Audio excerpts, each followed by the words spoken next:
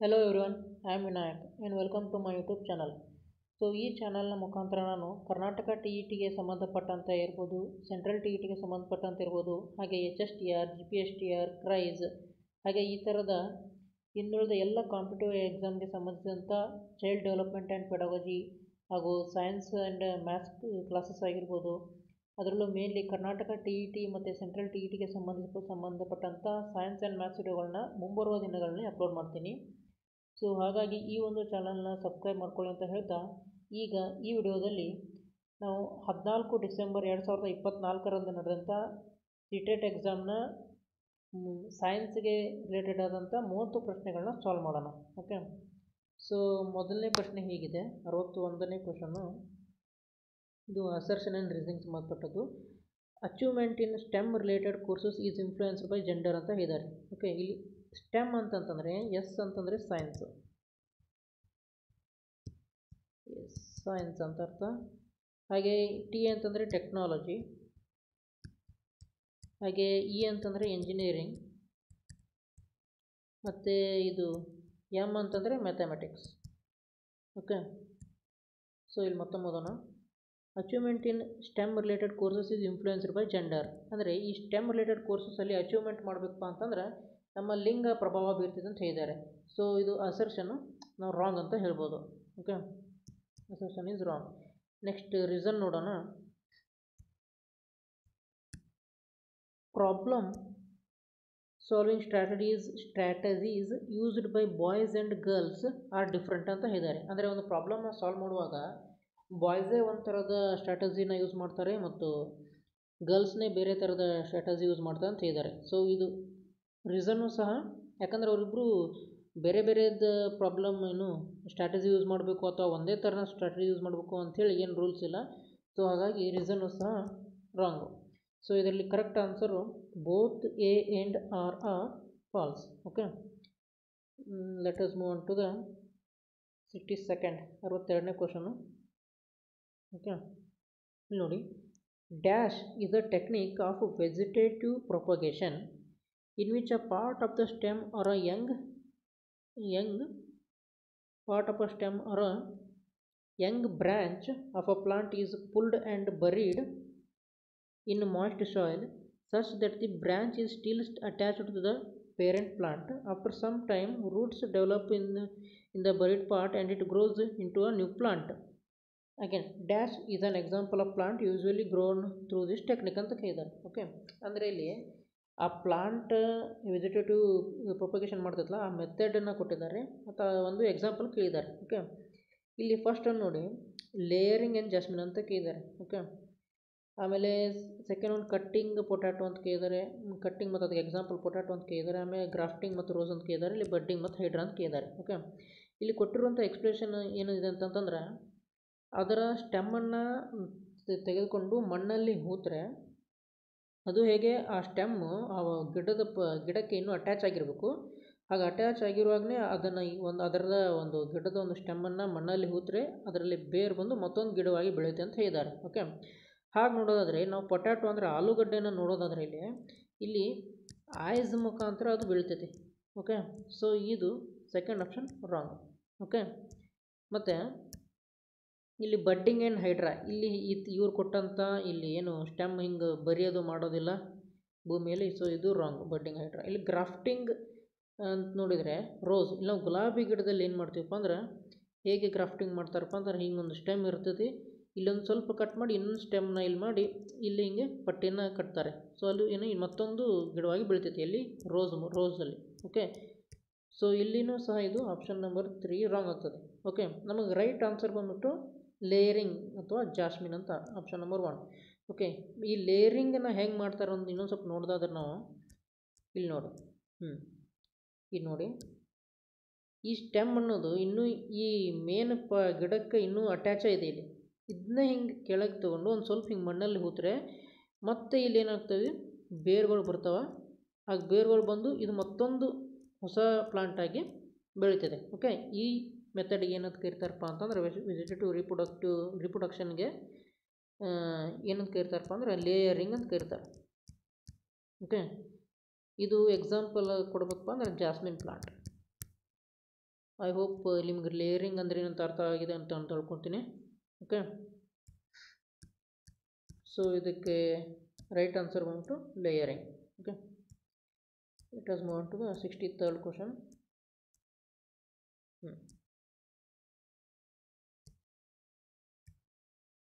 Which of the following statements are true ಅಂತ ಕೇಳಿದ್ದಾರೆ. Crystallisation is a chemical change ಅಂತ ಕೇಳಿದ್ದಾರೆ. ಇಲ್ಲ, ಕ್ರಿಸ್ಟಲೈಸೇಷನ್ ಅನ್ನೋದು ಇದು physical change. Okay, physical change ಆಗಿರ್ಬೋದು. ಇಲ್ಲಿ ಟ್ರೂ ಅಂತ ಕೇಳಿದ್ದಾರೆ, ಹಾಗಂದ್ರೆ ಎ ಎದರಲ್ಲಿದೆ ನೋಡಿ ಅದೆಲ್ಲ ರಾಂಗ್ ಅಂತ ಮಾಡ್ಬಿಡೋದು. Next, photosynthesis is a chemical change, ಇದು ಕರೆಕ್ಟ್. ಆಮೇಲೆ ripening of fruit is a physical change, ಇಲ್ಲ ಇದು ಕೆಮಿಕಲ್ ಚೇಂಜ್. ಇದು ಅಂದರೆ ಇಲ್ಲಿ ರೈಪನಿಂಗ್ ಆಫ್ ಫ್ರೂಟ್ ಇದು ಫಿಸಿಕಲ್ ಚೇಂಜ್ ಅಂತ ಹೇಳಿದರೆ ಇದು ರಾಂಗ್ ಆಗ್ತದೆ. ಇದು crystallisation is a chemical change ಅಂದರೆ ಇದು wrong. Photosynthesis is a chemical change, ಇದು ಕರೆಕ್ಟು. ಆಮೇಲೆ formation of curd from milk is a chemical change. ಆದರೆ ಡಿ ಮತ್ತು ಬಿ ಇವೆರಡು ರೈಟ್. ಇಲ್ಲಿ ನಮಗೆ ಕೇಳಿದೇನು ಡಿನ ಕೇಳಿದ್ದಾರೆ, ನಮಗೆ ಕೇಳಿದೇನು ಟ್ರೂ ಕೇಳಿದ್ದಾರೆ. So option number 3 is correct, B and D. ಅಂದರೆ formation of curd from milk ಇದು chemical change correct. Photosynthesis is a chemical change, ಇದು correct. So option number 3 is correct, B and D.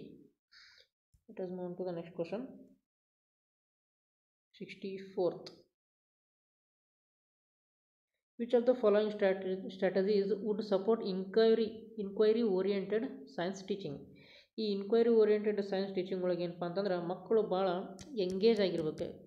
Okay, so ಆ ಥರದ್ದು ಇಲ್ಲಿ ಏನು example ಕೊಟ್ಟಿದ್ದಾರೆ ನೋಡ್ಬೇಕು. ಇಲ್ಲಿ ನಾವು ಫಸ್ಟ್ ಒಂದು ನೋಡ್ರಿ, explaining the difference between real and apparent weight. Okay, ಇಲ್ಲಿ ಎಕ್ಸ್ಪ್ಲೇನ್ ಅಂತಂದರೆ ಇಲ್ಲಿ ಟೀಚರ್ ಎಕ್ಸ್ಪ್ಲೇನ್ ಮಾಡ್ತಿದ್ದಾರೆ. ಸೊ ಇಲ್ಲಿ ನಮ್ಮ ವಿದ್ಯಾರ್ಥಿಗಳು ಏನು ಎಂಗೇಜ್ ಆಗಿಲ್ಲ. So option number 1 is wrong. Next, define and explain Archimedes principle. ಇಲ್ಲಿ ಡಿಫೈನ್ ಆ್ಯಂಡ್ ಎಕ್ಸ್ಪ್ಲೇನ್ ಅಂತಂದ್ರೆ ಭಯಪಟ್ಟು ಹಾಕಿದ್ದೇನ ಅಥವಾ ಎಕ್ಸ್ಪ್ಲನೇಷನ್ ಕೊಡೋದಷ್ಟಾಗಿದೆ. ಇಲ್ಲಿ ಯಾರೋ ಇದು ನಮ್ಮ ವಿದ್ಯಾರ್ಥಿಗಳು ಅವ್ರೇನಿಲ್ಲಿ ಇನ್ನೊಂದು ಇನ್ಕ್ವೈರಿ ಓರಿಯೆಂಟೆಡ್ ಅಂತಂತಂದರೆ ಅವರು ಥಿಂಕ್ ಮಾಡಬೇಕು. ಓಕೆ, ಬ್ರೈನ್ ಸ್ಟಾರ್ಮಿಂಗ್ ಮಾಡಬೇಕು, ಥಿಂಕ್ ಮಾಡಬೇಕು, ಮತ್ತು ಅವ್ರು ಎಂಗೇಜ್ ಆಗಿರಬೇಕು, ಆ್ಯಕ್ಟಿವ್ ಲರ್ನರ್ಸ್ ಆಗಿರಬೇಕು. ಸೊ ಇಲ್ಲಿ ನಮಗೆ ಎರಡನೇದ್ರಾಗ ನೋಡಿದರೆ ಆ ಥರದ್ದು ಏನು ನಮಗೆ ಕಾಣ್ತಾ ಇಲ್ಲ. ಸೊ ಮೂರನೇದು ನೋಡೋಣ, demonstrating the loss in weight of an object when immersed in water ಅಂತ ಕೇಳಿದ್ದಾರೆ. ಇಲ್ಲಿ ನೋಡಿ ಕೀವರ್ಡ್ ಏನಪ್ಪ ಅಂದರೆ ಡೆಮಾನ್ಸ್ಟ್ರೇಟಿಂಗ್. ಇಲ್ಲಿ ಟೀಚರ್ ಡೆಮಾನ್ಸ್ಟ್ರೇಟ್ ಮಾಡ್ತಿದ್ದಾರೆ, ಹೌದಾ? ಇಲ್ಲಿ ಏನು ಕೇವಲ ಟೀಚರ್ ಡೆಮಾನ್ಸ್ಟ್ರೇಟ್ ಮಾಡ್ತಿದ್ದಾರೆ ಇಲ್ಲಿ. ಸೊ ಅಂದರೆ ಇಲ್ಲಿ ಮಕ್ಕಳು ಜಸ್ಟ್ ಪ್ಯಾಸಿವ್ ಲರ್ನರ್ಸ್ ಅಂತಂದ್ರೆ ಟೀಚರ್ ಡೆಮಾನ್ಸ್ಟ್ರೇಟ್ ಮಾಡ್ತಿದ್ದಾರೆ, ನೋಡ್ತಿದ್ದಾರೆ. ಸೊ ಅವ್ರು ಎಂಗೇಜ್ ಆಗಿಲ್ಲ, ಅವ್ರು ಆ್ಯಕ್ಟಿವಿಟಿ ಮಾಡ್ತಿಲ್ಲ. So option number 3 also wrong. ನೋಡಿಲಿ, engaging students in floating and sinking activities, option number 4. ನೋಡಿಲಿ, engaging students in floating and sinking ಅಂದರೆ ಫ್ಲೋಟ್ ಆಗುವಂಥ ಆ್ಯಕ್ಟಿವಿಟೀಸ್ ಮತ್ತು ಅವರು ಸಿಂಕ್ ಆಗುವಂಥ ಅಂದರೆ ತೇಲುವಂಥ ಮತ್ತು ಮುಳುಗುವಂಥ ಆ್ಯಕ್ಟಿವಿಟೀಸ್ನಲ್ಲಿ ಇಲ್ಲಿ ಸ್ಟೂಡೆಂಟ್ಸ್ ಎಂಗೇಜ್ ಆಗಿದ್ದಾರೆ. ಸೊ ಎಂಗೇಜ್ ಆಗಿರೋ ಕಾರಣ ಇನ್ಕ್ವೈರಿ ಓರಿಯೆಂಟೆಡ್ ಸೈನ್ಸ್ ಟೀಚಿಂಗ್ಗೆ ಇದೊಂದು ಎಕ್ಸಾಂಪಲ್. ಅದು 64ನೇದು, option number 4 is right answer. Okay, let us move on to the next question. ಇದು ಹಾರ್ಮೋನ್ ರಿಲೇಟೆಡ್ಗೆ, ಹಾರ್ಮೋನ್ಸ್ ಮತ್ತು ಅದರ ಸೆಕ್ರೇಷನ್ ರಿಲೇಟೆಡ್ ಕ್ವಶನ್ ಇದೆ. ಇದು ಎ ಅಂದರೆ A dash hormone regulates.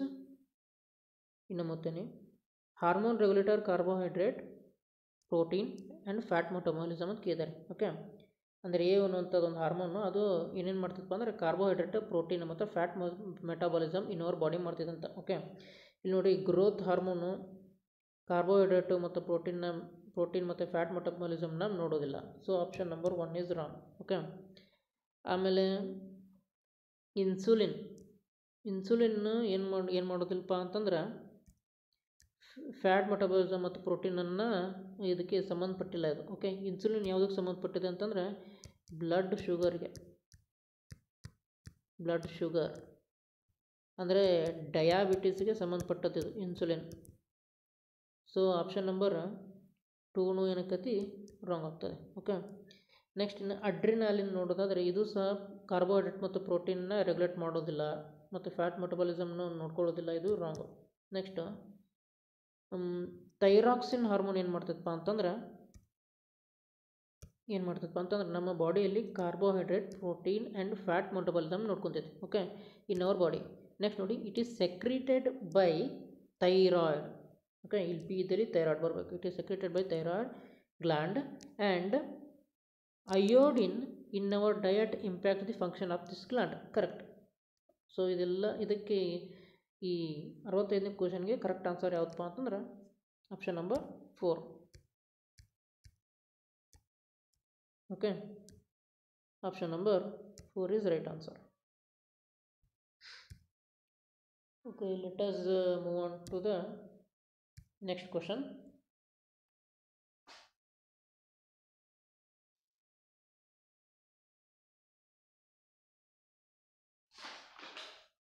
Sixth question. ಇಲ್ಲಿ ನೋಡಿ,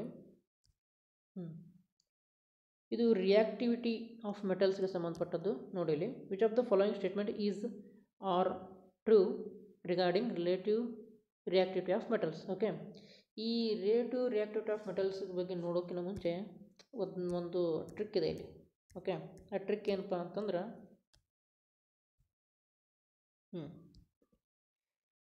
please stop calling me a careless ಚಿಬ್ರಾ, instead try learning how copper saves gold. Okay, ಅಂದರೆ ಇಲ್ಲಿ ಮೇಲ್ಗಡೆ ಏನೇನು ಅದಾವೆ ನೋಡ್ರಿ,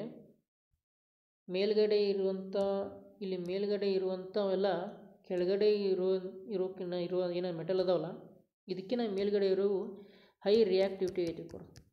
ಓಕೆ, ಹೈ ರಿಯಾಕ್ಟಿವಿಟಿ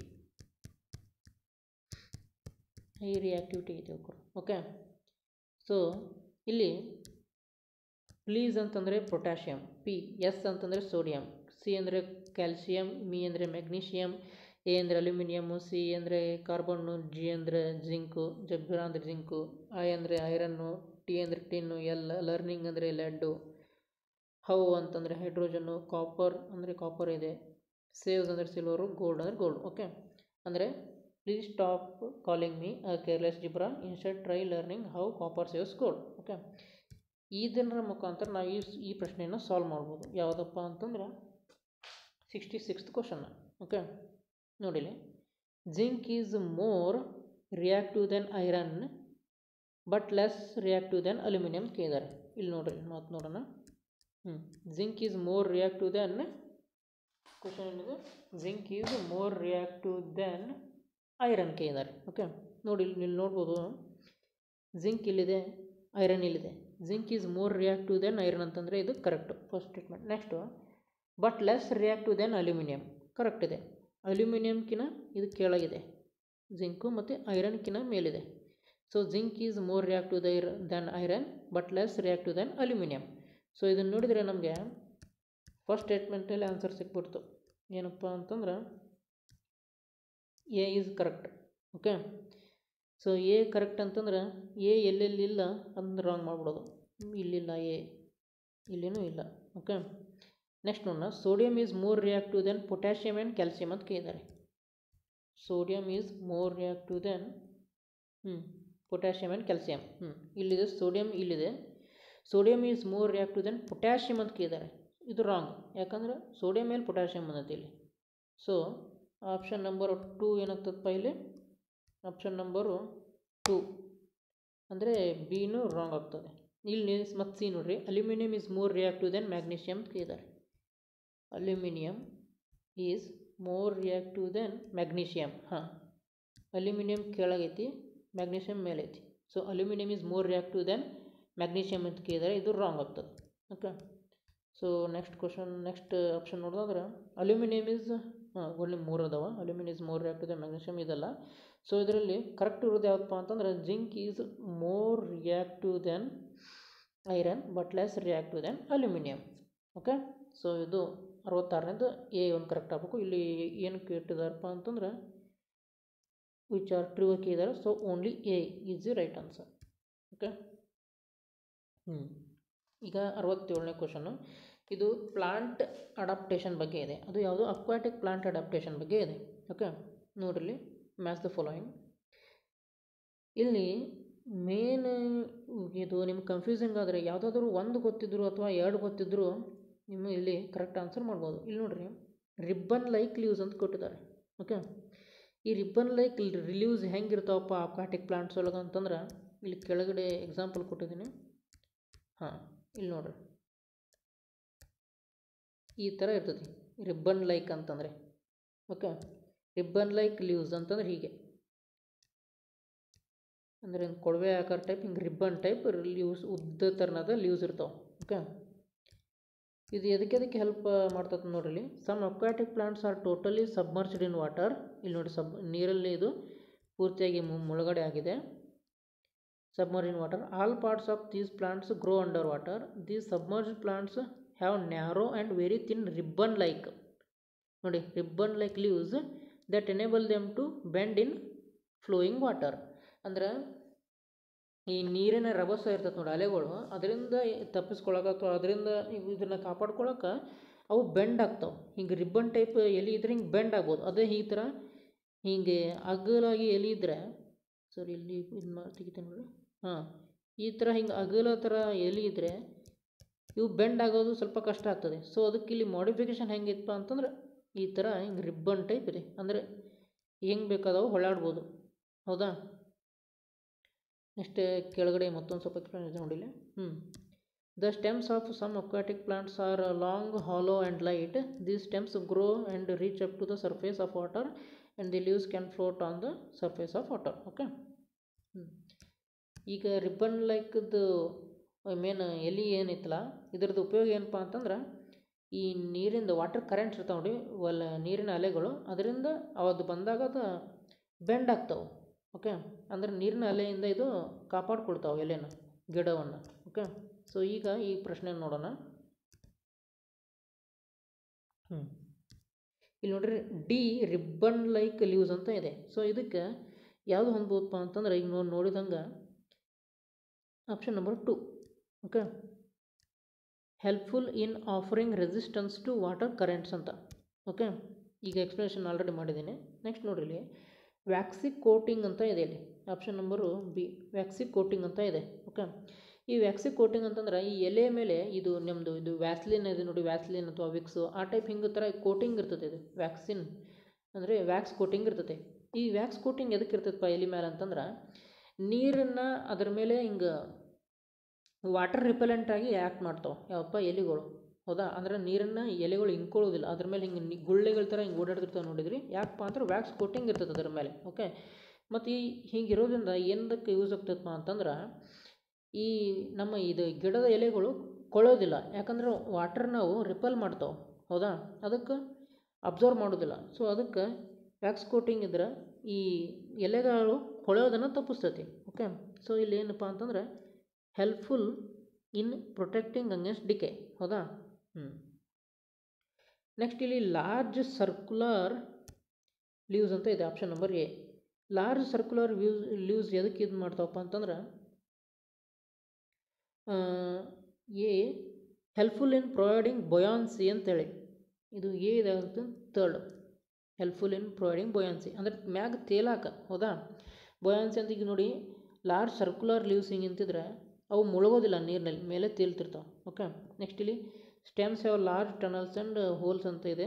ಸೊ ಇದಕ್ಕೆ ನಾವು ಯಾವುದು ಉಳಿದಿರೋದೊಂದೇ 4 ಮಾಡ್ಬೋದು. Okay, helpful in staying afloat ಅಂತೇಳಿ. ಹೌದಾ? ಸೊ ಈಗ ನಮ್ಗೆ ಆಪ್ಷನ್ ಯಾವುದಕ್ಕಪ್ಪ ಅಂತ ಒಂದೇದು ಡಿ ರಿಬ್ಬನ್ ಲೈಕ್ ಲೀವ್ಸ್ ಇರೋದು option number 2, helpful in offering resistance to water currents. Water currents ಅಂದರೆ ನೀರಿನ ಅಲೆಗಳು. ಸೊ ಡಿ ಎನ್ನುವುದು 2 ಆಗಿರ್ಬೋದು. ಇಲ್ಲಿ ಡಿ ಎನ್ನು 2 ಯಾವುದಿದೆ? ಇದು ಒಂದೇ ಇದೆ ನೋಡಿರಿ. ಹೌದಾ?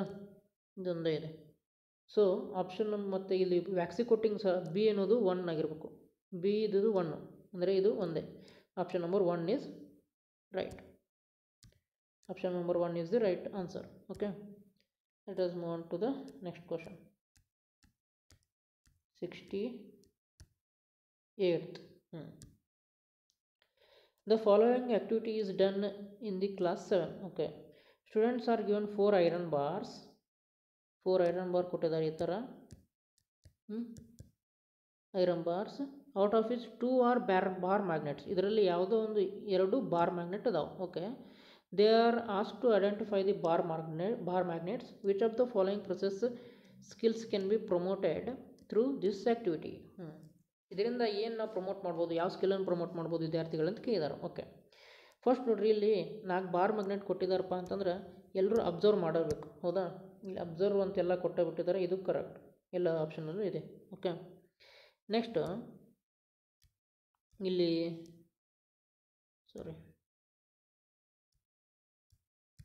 ನೆಕ್ಸ್ಟ್ ಇಲ್ಲಿ ನೋಡೋದಾದರೆ ಅಬ್ಸರ್ವೇಷನ್ ಅಂತೂ ಎಲ್ಲದರಲ್ಲೂ ಬಂತು. ನೆಕ್ಸ್ಟು ಎಸ್ಟಿಮೇಷನ್, ಇಲ್ಲಿ ಅವರು ಏನು ಮಕ್ಕಳು ಎಸ್ಟಿಮೇಷನ್ ಮಾಡ್ತಿಲ್ಲ ಮತ್ತು ಕಂಟ್ರೋಲಿಂಗ್ ವೇರಿಯೇಬಲ್ಸ್ ಅಂತೂ ಮಾಡ್ತಿಲ್ಲ. ಸೊ ಆಪ್ಷನ್ ನಂಬರ್ 1 ರಾಂಗ್ ಆಗ್ತದೆ. ನೆಕ್ಸ್ಟ್ ಇಲ್ಲಿ ಏನು ಅವರು ಮೆಜರ್ ಮಾಡ್ತಿಲ್ಲ, ಹೌದಾ, ಏನು ಮಾಪನ ಮಾಡ್ತಿಲ್ಲ. ಸೊ ಇದು ಬಿ ರಾಂಗ್ ಆಗ್ತದೆ. ಮತ್ತು ಇಲ್ಲಿ ಮೆಜರ್ಮೆಂಟ್ ಲಾಸ್ಟ್ ಕೊಟ್ಟಿದ್ದಾರೆ, ಇಲ್ಲಿ ರಾಂಗ್ ಆಗ್ತದೆ. ಓಕೆ, ಸೊ ಇಲ್ಲಿ ಅವ್ರು ಏನು ಮಾಡ್ತಾರೆ, ಫಸ್ಟ್ ಅಬ್ಸರ್ವೇಷನ್ ಮಾಡ್ತಾರೆ, ಆಮೇಲೆ ಕ್ಲಾಸಿಫಿಕೇಷನ್ ಮಾಡ್ತಾರೆ, ವರ್ಗೀಕರಣ ಮಾಡ್ತಾರೆ, ಆಮೇಲೆ ಇನ್ಫರಿಂಗ್ ಅಂದರೆ ಅವ್ರು ಅಬ್ಸರ್ವ್ ಮಾಡಿದ ಮೇಲೆ ಮಾಡಿದ್ರಿಂದ ಅವ್ರು ಎಕ್ಸ್ಪ್ಲನೇಷನ್ ಕೊಡ್ತಾರೆ, ಇದು ಬಾರ್ ಮ್ಯಾಗ್ನೆಟ್ ಯಾಕೆ ಮತ್ತು ಇದು ಬಾರ್ ಮ್ಯಾಗ್ನೆಟ್ ಯಾಕೆ ಅಲ್ಲ ಅಂತೇಳಿ. So option number 3 is right answer. Okay, 69ನೇ ಕ್ವಶನ್ ಹೋಗೋಣ. ಪೆಡಗಾಜಿಗೆ ಸಂಬಂಧಪಟ್ಟದ್ದು. Which of the following should not be the purpose of open book assessment in science ಅಂತ ಕೇಳಿದ್ದಾರೆ. Okay, open book. ಸೊ ಇಲ್ಲಿ ಫಸ್ಟ್ ಒಂದು ಮಾಡೋಣ, to give opportunity to explore the book. ಯಾಕೆ ಆ ಬುಕ್ಕನ್ನು ಎಕ್ಸ್ಪ್ಲೋರ್ ಮಾಡೋಕೆ ಓಪನ್ ಬುಕ್ ಅಸೆಸ್ಮೆಂಟ್ ಮಾಡೋ ಅವಶ್ಯಕತೆ ಇಲ್ಲ ಅಂತ, ಇದು ರಾಂಗ್ ಆಗ್ತದೆ. To reduce the fear of assessment in learners, ಇದು ಸಹ ರಾಂಗು. ಸಾರಿ ಕ್ವಶನ್ ಇಂದು which of the following should not be the purpose ಅಂತ ಕೇಳಿದ್ದಾರೆ. ಸಾರಿ, ಓಕೆ ಇಲ್ಲಿ ಏನು ಕೇಳಿದ್ದಾರೆ ಅಂತಂದ್ರೆ ಇನ್ನೊಂದು ಕ್ವಶನ್ ಓದ್ತೇನೆ ನೋಡಿ. Which of the following should not be the purpose, should not ಅಂತ ಕೇಳಿದ್ದಾರೆ. Okay, should not be the purpose of open book assessment ಅಂತ ಕೇಳಿದ್ದಾರೆ. ಓಕೆ, ಮತ್ತೊಮ್ಮೆ ಆಪ್ಷನ್ಸ್ ಹೋಗೋಣ. To give opportunity to explore the book. Okay, ಬುಕ್ಕನ್ನು explore ಮಾಡೋಕ್ಕೆ ಒಂದು opportunity ಕೊಟ್ಟಂಗೆ ಆಗ್ತದೆ ಬುಕ್ ಓಪನ್ ಬುಕ್ ಅಸೆಸ್ಮೆಂಟಿಂದ. Okay, done. To reduce the fear of assessment ಅಂದರೆ ಪರೀಕ್ಷೆಯ ಬಗ್ಗೆ ಇರುವಂಥ ಹೆದರಿಕೆಯನ್ನು ಹೋಗಲಾಡಿಸೋಕ್ಕೆ ಓಪನ್ ಬುಕ್ ಅಸೆಸ್ಮೆಂಟ್ ಕೊಡ್ಬೋದು. ಓಕೆ, ಇದು ಸಹ ಕರೆಕ್ಟ್ ಆಗ್ತದೆ. Next to gauge conceptual understanding of learners. Okay, concept ಅವ್ರಿಗೆ ಎಷ್ಟು ಅಂಡರ್ಸ್ಟ್ಯಾಂಡಿಂಗ್ ಐತೆ ಅನ್ನೋದನ್ನು ಮಾಪನ ಮಾಡೋಕೆ ಓಪನ್ ಬುಕ್ ಅಸೆಸ್ಮೆಂಟ್ ಮಾಡ್ತಾರೆ, correct. Okay, next last option ನೋಡಿ, to score more marks in test ಅಂದರೆ ಹೆಚ್ಚಿಗೆ ಮಾರ್ಕ್ಸ್ ತೆಗಿಬೇಕು ಅಂಥೇಳಿ ಅಥವಾ ಹೆಚ್ಚಿಗೆ ಮಾರ್ಕ್ಸನ್ನು ಗಳಿಸಬೇಕು ಅಂಥೇಳಿ ಇಲ್ಲಿ ಓಪನ್ ಬುಕ್ ಅಸೆಸ್ಮೆಂಟ್ ಮಾಡ್ತಾರಾ ಅಂತ ಹೇಳಿದ್ದಾರೆ, ಇದು ರಾಂಗ್ ಆಗ್ತದೆ. ಓಕೆ, ಇದು ರಾಂಗ್ ಆಗ್ತದೆ. ಇಲ್ಲಿ ನಮಗೆ ಅವ್ರು ಕೇಳಿದ್ದೂ ರಾಂಗ್. ಸೊ ರೈಟ್ ಆನ್ಸರ್ ಯಾವುದಪ್ಪ ಅಂತಂದ್ರೆ option number 4. Okay, right answer ಯಾವುದಪ್ಪ ಅಂದ್ರೆ ಆಪ್ಷನ್ ನಂಬರ್ 4. ಇಲ್ಲಿ ಶುಡ್ ನಾಟ್ ಅಂತ ಕೇಳಿದ್ರು, ಮೊದಲಿಗೆ ಸ್ವಲ್ಪ ಕ್ವಶನ್ ಕನ್ಫ್ಯೂಸ್ ಮಾಡ್ಕೊಂಡೆ ನಾನು. ಇಲ್ಲಿ ಶುಡ್ ನಾಟ್ ಅಂತಂದಕ್ಕೆ ಇದು answer. Okay, option number 4 is right answer. 70th question ನೋಡೋಣ.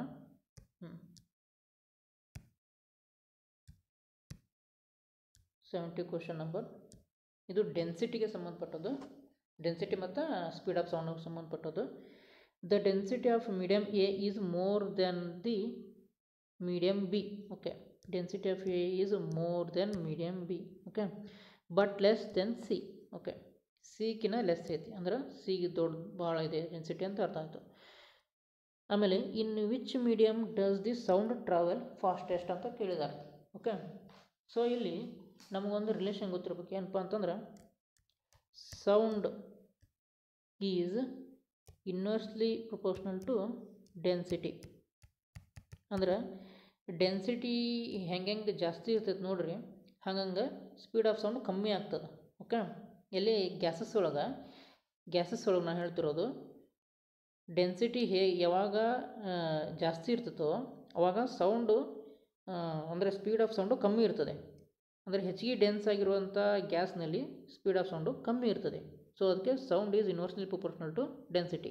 ಓಕೆ, ಸೊ ಅಂದರೆ ನಾವಿಲ್ಲಿ ಕ್ವಶನ್ ಏನು ಕೇಳಿದ್ದಾರೆ, in which medium does the sound travel fastest ಅಂದರೆ ಡೆನ್ಸಿಟಿ ಕಮ್ಮಿ ಇರಬೇಕು ನಮಗೆ. ಓಕೆ, ಡೆನ್ಸಿಟಿ ಕಮ್ಮಿ ಇರಬೇಕಪ್ಪ ಅಂದ್ರೆ ಆಗಲ್ಲ ಈ ಥರ ಬರ್ತಿದೆ. ಸೊ ಇಲ್ಲಿ ಡೆನ್ಸಿಟಿ ಸಿ ಹೆಚ್ಚಿಗಿದೆ, ಇಲ್ಲಿ ಸಿ ಬಿದು ಕಮ್ಮಿ ಇದೆ. ಸೊ ಡೆನ್ಸಿಟಿ ಕಮ್ಮಿ ಇರೋದು ಬೇಕು ನಮಗೆ.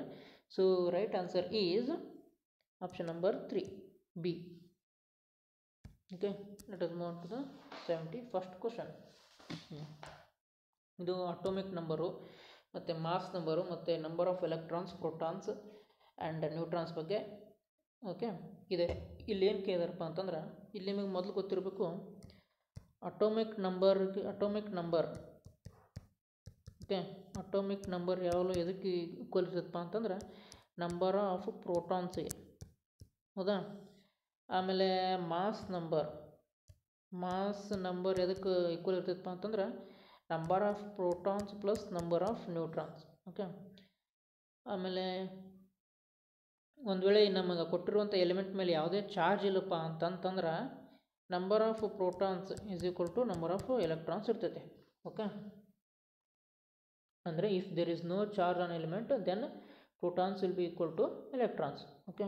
ಸೊ ಈ ಒಂದು ರಿಲೇಷನ್ ಮೇಲೆ ನಾವೇನು ಮಾಡೋಣ, ಈಗ ಈ ಕ್ವಶನ್ನ ಸಾಲ್ವ್ ಮಾಡೋಣ. ಇಲ್ಲಿ ನೋಡ್ರಿ, ಅಟಾಮಿಕ್ ನಂಬರು 9 ಅಂತ ಕೊಟ್ಟಿದ್ದಾರೆ. So atomic number will be equal to number of protons, ಅಂದರೆ ಸಿ ಸಹ ಏನ್ಬೇಕು 9 ಇರಬೇಕು. ಓಕೆ. ಡನ್. ಇಲ್ಲಿ ಸಿ 9 ಇರಬೇಕಪ್ಪ ಅಂತಂದ್ರೆ ಸಿ ಎದರೆಲ್ಲ 9 ಇಲ್ಲ, ಇದನ್ನ ತೆಗೆದುಬಿಡೋಣ. ಇದರಲ್ಲಿ 9 ಅಂದರೆ ಸಿ ಆಪ್ಷನ್ ನಂಬರ್ ಇಲ್ಲಿ ಸಿ ಇಲ್ಲಿ 9 ಇಲ್ಲ, ತೆಗೆದುಬಿಡೋಣ. ನೆಕ್ಸ್ಟ್ ಈಗ ಏನು ಮಾಡೋಣಪ್ಪ ಅಂದ್ರೆ ಮಾಸ್ ನಂಬರ್ನ ಕಂಡುಹಿಡೋಣ. ಓಕೆ. ಮಾಸ್ ನಂಬರ್ ಇಲ್ಲಿ ನೋಡಿರಿ, mass number is equal to number of protons plus number of neutrons ಅಂತ ಇದೆ. ಓಕೆ. ಇಲ್ಲಿ ನಮಗೆ ಮಾಸ್ ನಂಬರ್ ಏನು ಅಂತ ಕೊಟ್ಟಿದ್ದಾರೆ ಅದನ್ನು ನಾವು ಕಂಡು ಹಿಡಬೇಕು. ಸೊ ಇಲ್ಲಿ mass number is equal to number of protons plus neutrons. Okay. ಇಲ್ಲಿ ನಂಬರ್ ಆಫ್ ಪ್ರೋಟಾನ್ಸ್ 9 ಐತಿ ಮತ್ತು ನಂಬರ್ ಆಫ್ ನ್ಯೂಟ್ರಾನ್ಸು 10 ಐತಿ. ಸೊ 10 + 9 ಎಷ್ಟಾಕತಿ 19 ಆಗ್ತದೆ. ಓಕೆ. ಅಂದರೆ ಎ ಎಷ್ಟಿರಬೇಕು 19 ಇರಬೇಕು. ಸೊ 19 ಎಲ್ಲೆಲ್ಲಿ ಇಲ್ಪ ಇಲ್ಲಿ ತೆಗೆದುಬಿಡೋಣ, ಆಪ್ಷನ್ ನಂಬರ್ 4 ಒಳಗಿಲ್ಲ. ಓಕೆ. ನೆಕ್ಸ್ಟು ನಾವೇನು ಕಂಡುಹಿಡಬೇಕಪ್ಪ ಅಂದ್ರೆ ಈಗ ನಂಬರ್ ಆಫ್ ಎಲೆಕ್ಟ್ರಾನ್ಸನ್ನು ಕಂಡುಹಿಡಬೇಕು. ಓಕೆ. ನಂಬರ್ ಆಫ್ ಎಲೆಕ್ಟ್ರಾನ್ಸ್ ಆವಾಗಲೇ ಹೇಳ್ದಂಗೆ ನಾವು ಎಲಿಮೆಂಟ್ ನಮಗೆ ಕೊಟ್ಟಿರುವಂಥ ಎಲಿಮೆಂಟ್ ಮೇಲೆ ಯಾವುದೋ ಚಾರ್ಜ್ ಇಲ್ಲಪ್ಪ ಅಂತಂದ್ರೆ number of electrons will be equal to number of protons. Okay. ಅಂದರೆ ಇಲ್ಲಿ ಸಿ 9 ಇದೆ, ಸೊ ಬಿ ಸಹ 9 ಇರಬೇಕು. ಓಕೆ. ಇಲ್ಲಿ ಬಿ 9 ಯಾವುದಿಲ್ಲಪ್ಪ ಅಂತ ಅದನ್ನ ತೆಗೆದುಬಿಡೋಣ. ಸೊ ಇಲ್ಲಿ ಬಿ 10 ಅಂತ ಕೊಟ್ಟಿರ್ತಾರೆ, ಇದು ರಾಂಗು. ನೆಕ್ಸ್ಟ್ ಈಗ ನಮಗೆ ಉಳಿದಿರುವಂಥ ಒಂದು ಕ್ವಶನ್ ಇದೊಂದೇ, ಅಂದರೆ ಆಪ್ಷನ್ ಇದೊಂದೇ. ಸೊ ಇನ್ನು ಮುಂದೆ ನೋಡೋಣ. ಓಕೆ. ಇಲ್ಲಿ ನೋಡಿರಿ, ಅಟಾಮಿಕ್ ನಂಬರ್ ಡಿ ಏನು ಡಿ ಅಂತ ಇದೆ ನೋಡಿ ಇಲ್ಲಿ. ಅಟಾಮಿಕ್ ನಂಬರ್ ಡಿ ಎದಕ್ಕೆ ಈಕ್ವಲ್ ಇರ್ತೈತಪ್ಪ ಅಂತಂದ್ರೆ ನಂಬರ್ ಆಫ್ ಪ್ರೋಟಾನ್ಸಿಗೆ ಇರ್ತೈತಿ. ಓಕೆ. ಇಲ್ಲಿ ನೋಡಿ ನಂಬರ್ ಆಫ್ ಪ್ರೋಟಾನ್ಸಿಗೆ. ಸೊ ಇಲ್ಲಿ 12 ಐತಿ, ಇಲ್ಲಿ ನಮಗೆ ಎಷ್ಟು ಬರಬೇಕಪ್ಪ ಅಂತಂದ್ರೆ ಡಿ 12 ಬರಬೇಕು. ಡಿ 12 ಇದೆ. ಓಕೆ. ಡನ್. ಆಮ್ಯಾಗ ಇನ್ಪು ಉಳಿದಪ್ಪ ಅಂತಂದ್ರೆ ಮಾಸ್ ಇಲ್ಲಿ ನ್ಯೂಟ್ರಾನ್ಸನ್ನು ಕಂಡುಹಿಡ್ಬೇಕು ನಾವು. ಓಕೆ. ಇಲ್ಲಿ ನಮ್ಗೆ ಮಾಸ್ ನಂಬರ್ ಕೊಟ್ಟಿದೆ ಮತ್ತು ಪ್ರೋಟಾನ್ಸ್ ಐತಿ. Okay. Mass number equal to ಏನಿರ್ತೈತಿ number of protons plus number of neutrons ಇರ್ತೈತಿ. ಇಲ್ಲಿ ಪ್ರೋಟಾನ್ಸ್ ಗೊತ್ತಿದೆ ಅಂದರೆ 24 - 12 ಎಷ್ಟಾಕತಿ 12. Okay. So number of neutrons 12 ಅಂದರೆ ಲಾಸ್ಟ್ ಎಫ್ ಸಹ 12 ಇರ್ತೈತಿ, ಇಲ್ಲಿ ಕರೆಕ್ಟ್ ಐತಿ. ಆಮೇಲೆ ಇ ಅಂದರೆ ಇಲ್ಲಿ ನಮಗೆ ಕೊಟ್ಟಿರುವಂಥ ಎಲಿಮೆಂಟ್ ಮೇಲೆ ಯಾವುದೇ ಚಾರ್ಜ್ ಇಲ್ಲ, so electrons will be equal to protons. So ಇದು ಏನಕ್ಕತಿ 12. ಓಕೆ. ಸೊ ನಮ್ಗೆ ಬಂದಿರುವಂಥದ್ದೇನು 19 9 9 12 12 12. ಓಕೆ. ಅಂದರೆ ಡಿ ಇ ಎಫ್ 12 ಇದೆ, ಡಿ ಎಫ್ 12. ಓಕೆ. ಆಮೇಲೆ ಎ 19 ಬಿ 9 ಆಮೇಲೆ C 9. So right answer is option number 3. I hope ಅರ್ಥ ಆಗಿದೆ ಅಂತ ಅನ್ಕೊತೀನಿ ಇದನ್ನ. Let us move on to the 72nd question. ಇದು ಮಿರರ್ಗೆ ಸಂಬಂಧಪಟ್ಟಂಥ ಕ್ವಶನ್ನು. ಅಸರ್ಷನ್ ನೋಡೋಣ. Convex mirrors are used as rare view mirrors in vehicles. Okay. ನಾವು ವಾಹನಗಳಲ್ಲಿ ಹಿಂದೆ ಬರುವಂಥ ವಾಹನಗಳನ್ನು ನೋಡಲಿಕ್ಕೆ ಬಳಸುವಂಥ ಕನ್ನಡಿ ಯಾವುದಪ್ಪ ಅಂತಂದ್ರೆ ಕಾನ್ವೆಕ್ಸ್ ಮಿರರ್ಸು. ಕರೆಕ್ಟು. ಆಮೇಲೆ ಇದಕ್ಕೆ ರೀಸನ್ ಕೊಟ್ಟಿದ್ದಾರೆ, ಯಾವುದು ಇದಕ್ಕೆ ಹೇಗೆ ಸಪೋರ್ಟ್ ಮಾಡ್ತೈತಿ ಅಂದರೆ ಅಸರ್ಷನ್ಗೆ R1 ಮತ್ತು R2 ಒಳಗೆ ಯಾವ್ದು ಇದಕ್ಕೆ ಸಪೋರ್ಟ್ ಮಾಡ್ತೈತೆ ನೋಡೋಣ. They form erect and enlarged image ಅಂತ ಕೊಟ್ಟಿದ್ದಾರೆ. ಕೊಟ್ಟಿದ್ದಾರೆ. ಇಲ್ಲಿ ಎನ್ಲಾರ್ಜ್ಡ್ ಇಮೇಜ್ ಏನೂ ಆಗೋದಿಲ್ಲ, ಅದು ನಮ್ಗೆ ಇಮೇಜ್ ಏನು ದೊಡ್ಡ ಕಾಣೋದಿಲ್ಲ ಇಲ್ಲಿ. ಸೊ ಇದು ರೀಸನ್ ರಾಂಗ್ ಆಗ್ತದೆ. ನೆಕ್ಸ್ಟ್ ಇದನ್ನು ನೋಡೋಣ. They have wider field of view ಅಂತಂದ್ರೆ ಹೆಚ್ಚಿಗೆ ಅದು ಏನು ಹಿಂದೆ ಬರುವಂಥ ವಾಹನದ ಏನು ಸ್ಥಳ ಇರ್ತದೆ ನೋಡಿ, ರೋಡ್ ಇರ್ತದೆ, ಅದು ವೈಡಾಗಿ ಕಾಣ್ತದೆ ನಮಗೆ. ಹೌದಾ. They have wider field of view. Okay. So ಈ ರೀಸನ್ ಕರೆಕ್ಟ್. ಅಂದರೆ ಈ ಕಾನ್ವೆಕ್ಸ್ ಮಿರರನ್ನು ಎದಕ್ಕೆ ಯೂಸ್ ಮಾಡ್ತಾರಪ್ಪ ವಾಹನ ಒಳಗೆ ಅಂತಂದ್ರೆ they have wider field of view. So reason R2 is correct. ಅಂದರೆ ರೈಟ್ ಆನ್ಸರ್ಲಿ A is true and only R2 is the correct explanation of A. So right answer is option number 4.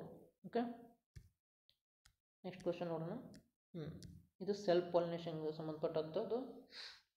ನೋಡಿರಿ, self pollination can takes place only in bisexual flowers. Okay, ಇಲ್ಲಿ bisexual flowers ಅಂತ ಏನಪ್ಪ ಅಂತಂದ್ರೆ male and female parts ಏನಿರ್ತಾವೆ ನೋಡಿ, ಅದು ಒಂದೇ ಫ್ಲವರ್ದಾಗ ಇರ್ತೈತಿ. ಇದೊಂದು ಫ್ಲವರ್ ಅಂತ ಅಂದ್ಕೊಂಡ್ರೆ ಮೇಲ್ ಆ್ಯಂಡ್ ಫಿಮೇಲ್ ಪಾರ್ಟ್ಸ್ ಏನಿರ್ತೈತಿ ಅದು ಒಂದೇ ಫ್ಲವರ್ದಾಗ ಇರ್ತೈತಿ. ಅದಕ್ಕೆ ಅವು ಏನು ಬೈಸೆಕ್ಸುವಲ್ ಫ್ಲವರ್. ಓಕೆ, ಮತ್ತೀಗ ಯುನಿಸೆಕ್ಸುವಲ್ ಫ್ಲವರ್ ಅಂತ ಅಂದ್ಕೊಂಡ್ರೆ ಒಂದು ಮೇಲ್ ಪಾರ್ಟ್ ಅಷ್ಟೇ ಇರ್ತೈತಿ, ಮತ್ತು ಮತ್ತೊಂದು ಬೇರೆ ಫ್ಲವರ್ದಾಗ ಫಿಮೇಲ್ ಪಾರ್ಟ್ ಅಷ್ಟೇ ಇರ್ತೈತಿ. ಅಂದ್ರೆ ಎರಡೂ ಪಾರ್ಟ್ಗಳು ಒಂದೇ ಫ್ಲವರ್ದಾಗ ಇರೋದಿಲ್ಲ.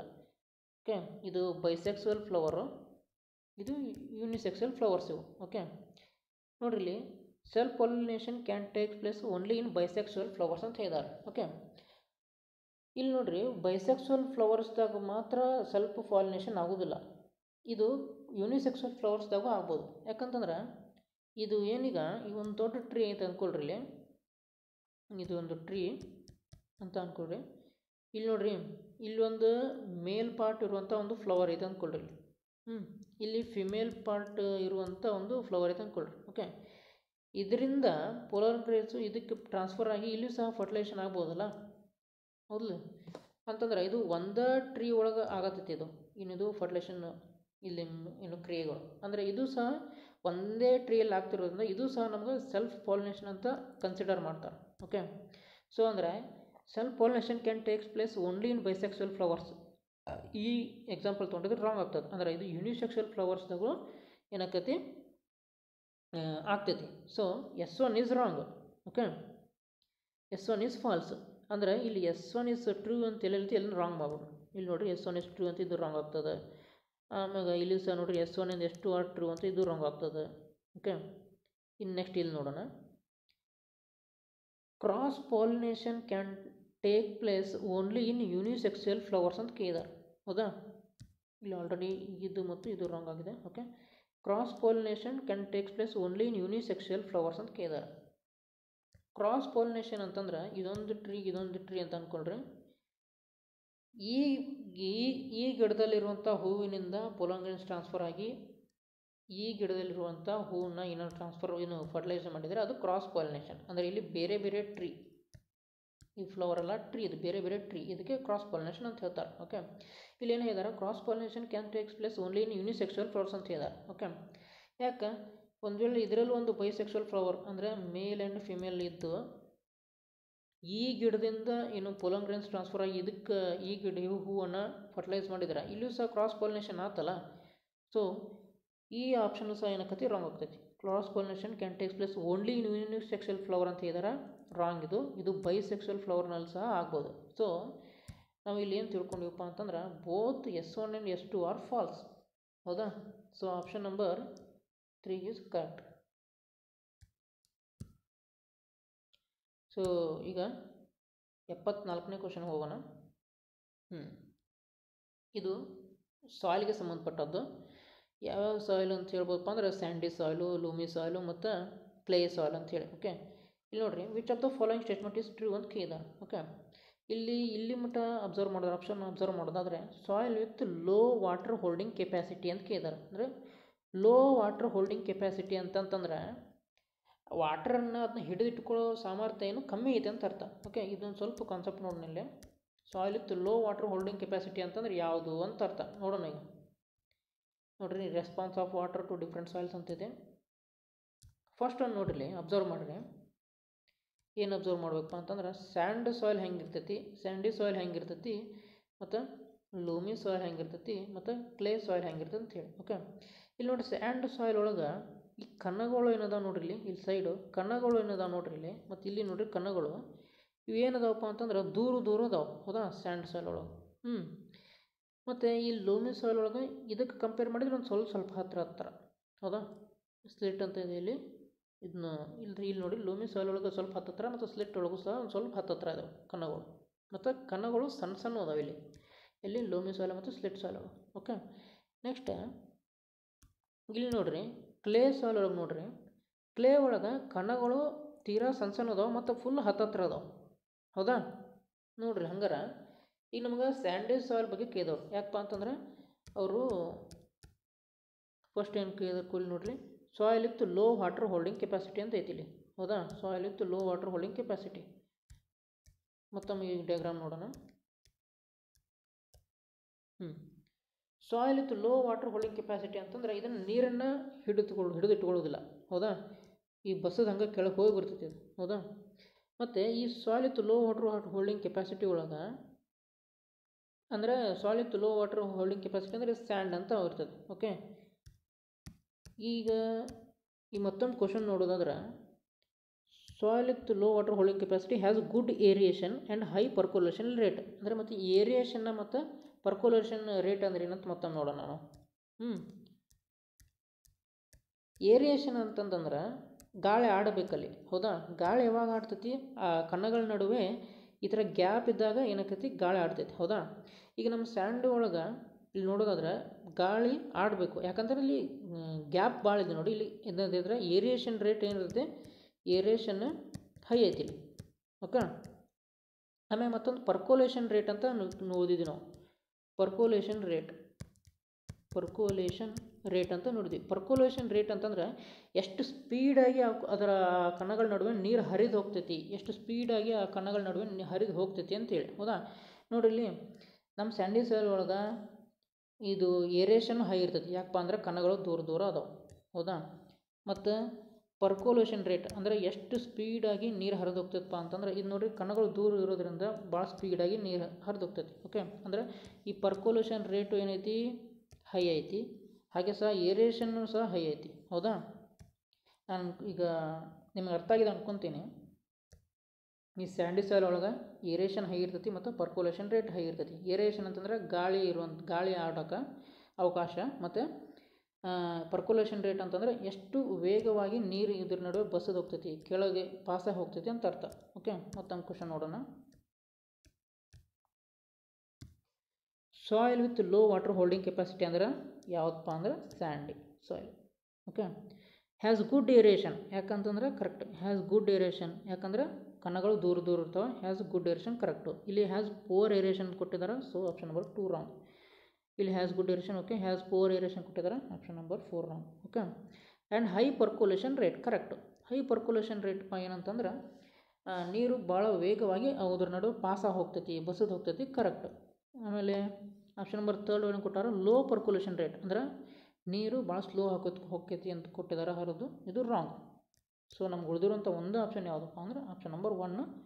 Option number 1 is right answer. ಇದು ನೀವು ಇನ್ನೊಮ್ಮೆ ನನ್ನ ಎಕ್ಸ್ಪ್ಲನೇಷನ್ ನೋಡಿರಿ, ಈ ಡೈಗ್ರಾಮನ್ನ ನೋಡಿರಿ. ಈ ಡೈಗ್ರಾಮ್ ನೋಡಿದ್ರೆ ನಿಮ್ಗೆ ಇನ್ನೊಮ್ಮೆ ಚೆನ್ನಾಗಿ ಅರ್ಥ ಆಗ್ತದೆ.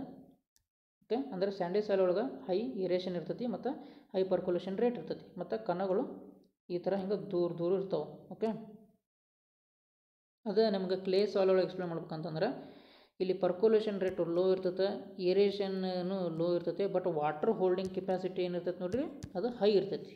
ಓಕೆ, ಅದೇ ಇಲ್ಲಿ ಸ್ಯಾಂಡಿ ಸಾಯಿಲ್ ಒಳಗೆ ವಾಟರ್ ಹೋಲ್ಡಿಂಗ್ ಕೆಪಾಸಿಟಿ ಏನಿರ್ತೈತಿ ಲೋ ಇರ್ತೈತಿ.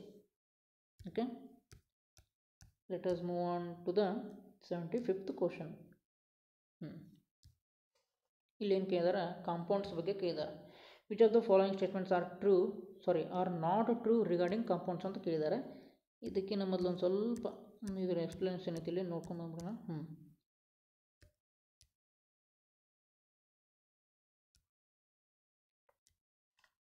Compounds are chemical substances made up of 2 or more elements that are chemically bound together in a fixed ratio.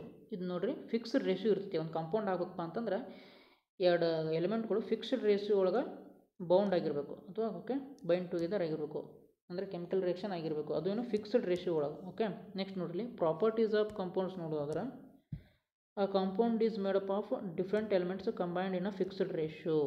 Okay, by mass. Okay, a compound is a homogeneous in nature. Okay, the properties of compound are different from its constituent elements. ಅಂದರೆ ಒಂದು ಎರಡು ಎಲಿಮೆಂಟ್ಗಳು ಕೂಡಿ compound ಆಗಿದ್ದರೆ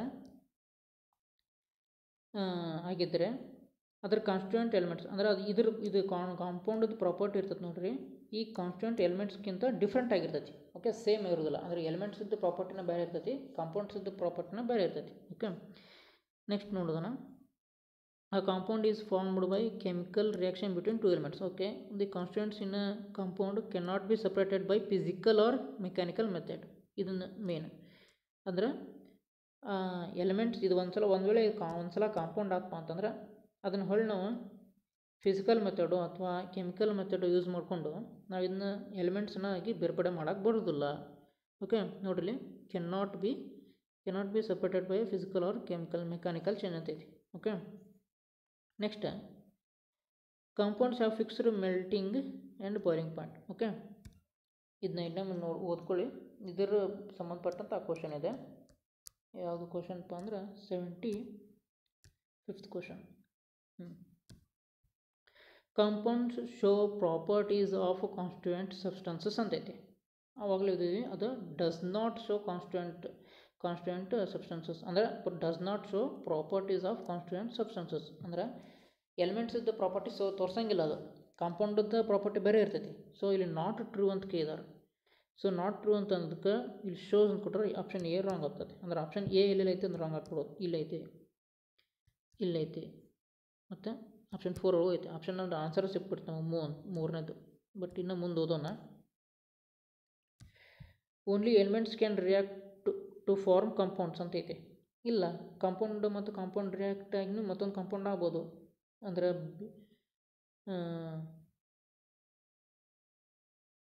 compound react ಆಗಿ ಏನಾಗ್ತದೆ,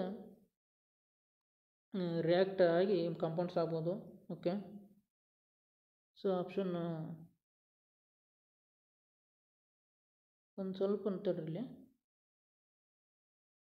ಸರಿ question ಏನಿದೆ ಅಂತಂದ್ರೆ ನಾಟ್ ಟ್ರೂ ಅಂತೈತಿ. ಅಂದ್ರೆ ನಾಟ್ ಟ್ರೂ ಅಂತಂದ್ರೆ compound show the properties of constant substances. ಹೌದಾ, ನಾಟ್ ಟ್ರೂ ಅಂದಾಗ ಇಲ್ಲಿ ನಾಟ್ ಟ್ರೂ ಕೇಳಿದಾರೆ. ಸೊ ನಾಟ್ ಯಾವ್ದು ತಪ್ಪಾಗತ್ತೆ ಅದು ನಮ್ಗೆ ಆನ್ಸರ್ ಆಗಬೇಕು. ಅಂದರೆ ಎ ಎದುರಾದ್ರೂ ಇಲ್ಲಿ ನೋಡಿರಿ, ಎ ಇದ್ರೊಳಗೆ ಇಲ್ಲ, ಅದು ಆಪ್ಷನ್ನು ತಪ್ಪಾಗ್ತದೆ ಇಲ್ಲಿ. ಸೊ ಇದ್ರಾಗ ಬಿ ಒಳಗೆ ಅಂದರೆ ಮೂರನೇದ್ರೊಳಗೆ ಇಲ್ಲಿ ಎ ಇಲ್ಲ, ಇದು ರಾಂಗ್ ಆಗ್ತದೆ. ಓಕೆ, ಆಮೇಲೆ only elements can react to form compounds. ಇಲ್ಲ, ಎಲಿಮೆಂಟ್ಸ್ ರಿಯಾಕ್ಟ್ ಕಾಂಪೌಂಡ್ ಆಗ್ತದೆ, ಮತ್ತು ಕಾಂಪೌಂಡ್ ರಿಯಾಕ್ಟ್ ಆಗೋ ಕಾಂಪೌಂಡ್ ಆಗ್ಬೋದು. ಸೊ ಬಿನೂ ನಮಗೆ ಬೇಕು. ಸೊ ಎದ್ರೊಳಗೆ ಬಿ ಇಲ್ಲ, ಅದು ರಾಂಗ್ ಆಗ್ತದೆ. ಡನ್. ಆಮೇಲೆ ಮತ್ತು the composition of each compound is always fix ಅಂತ ಕೇಳಿದ್ದಾರೆ. Okay, composition of compound is always fixed ಅಂತ ಕೇಳಿದ್ದಾರೆ. ಇದು ಕರೆಕ್ಟ್ ಐತದೆ ಆ್ಯಕ್ಚುಲಿ. ಸೊ ಕರೆಕ್ಟ್ ಇದ್ದಿದ್ದು ನಮ್ಗೆ ಬೇಡ. ಅಂದರೆ ಸಿ ಎದ್ರೊಳಗೆ ಐತೆ, ಅದು ರಾಂಗ್ ಆಗ್ತದೆ. Next, compounds can be separated by physical and chemical methods. ಇದು ರಾಂಗ್. ಸೊ ನಮಗೆ ರಾಂಗ್ ಇದ್ದಿದ್ದು ಬೇಕು. ಅಂದರೆ ಯಾವ್ಯಾವ ರಾಂಗ್ ಇದಾವಪ್ಪ ಅಂತಂದ್ರೆ ಇದ್ರಾಗ ಆಪ್ಷನ್ ನಂಬರು ಎ ರಾಂಗ್ ಐತಿ, ಆಮೇಲೆ ಆಪ್ಷನ್ ನಂಬರ್ ಬಿ ರಾಂಗ್ ಐತಿ, ಆಪ್ಷನ್ ನಂಬರು ಡಿ ಸಹ ರಾಂಗ್ ಐತಿ. ಓಕೆ, ಸಾರಿ, ನಾನು ಮೊದಲೇ ಕ್ವಶನ್ನ ಕನ್ಫ್ಯೂಸ್ ಮಾಡ್ಕೊಂಡೆ. ಇಲ್ಲಿ ನಾಟ್ ಟ್ರೂ ಅಂತ ಕೇಳಿದಾರೆ. ಸೊ ಇದೆಲ್ಲ ನಾಟ್ ಟ್ರೂ. ಓಕೆ, ಅಂದರೆ ಕರೆಕ್ಟ್ ಯಾವುದೈತಪ್ಪ ಅಂತಂದ್ರೆ the composition of each compound is always fixed. ಇದು ಕರೆಕ್ಟು. ನಮಗೆ ಅವರು ನಾಟ್ ಟ್ರೂ ಕೇಳಿದಾರೆ. ಸೊ ಎ ಮತ್ತು ಬಿ ಮತ್ತು D. So right answer is A B D. Okay, let us move on to the 76th question. Which of the following statements are true in context of respiration in whales and dolphins? Okay, ಈ Wales and dolphins ಏನಪ್ಪ ಅಂತಂದ್ರೆ ಇವು mammals. ಹೌದಾ, ಅಂದರೆ ಸಸ್ತನಿಗಳು. ಅಂದರೆ ಯಾವ animals ಡೈರೆಕ್ಟಾಗಿ ತನ್ನ ಮಗುವಿಗೆ ಜನ್ಮ ಕೊಡ್ತಾವೆ ಅವು ಮ್ಯಾಮಲ್ಸ್. ಫಾರ್ ಎಕ್ಸಾಂಪಲ್ ಹೇಳೋದಾದ್ರೆ ಆನೆ ಆಗ್ಬೋದು, ಮನುಷ್ಯ ಆಗ್ಬೋದು, ಕುದುರೆ ಆಗ್ಬೋದು, ನಾಯಿ ಆಗ್ಬೋದು, ಬೆಕ್ಕು ಆಗ್ಬೋದು, ಹಸು ಆಗ್ಬೋದು, ಇವೆಲ್ಲ ಏನು ಮ್ಯಾಮಲ್ಸ್. ಓಕೆ, ಸೊ ಇದನ್ನು ನೋಡೋಣ. ಓಕೆ, ಅಂದರೆ ಇದು ವೇಲ್ಸ್ ಮತ್ತು dolphins ಮ್ಯಾಮಲ್ಸು.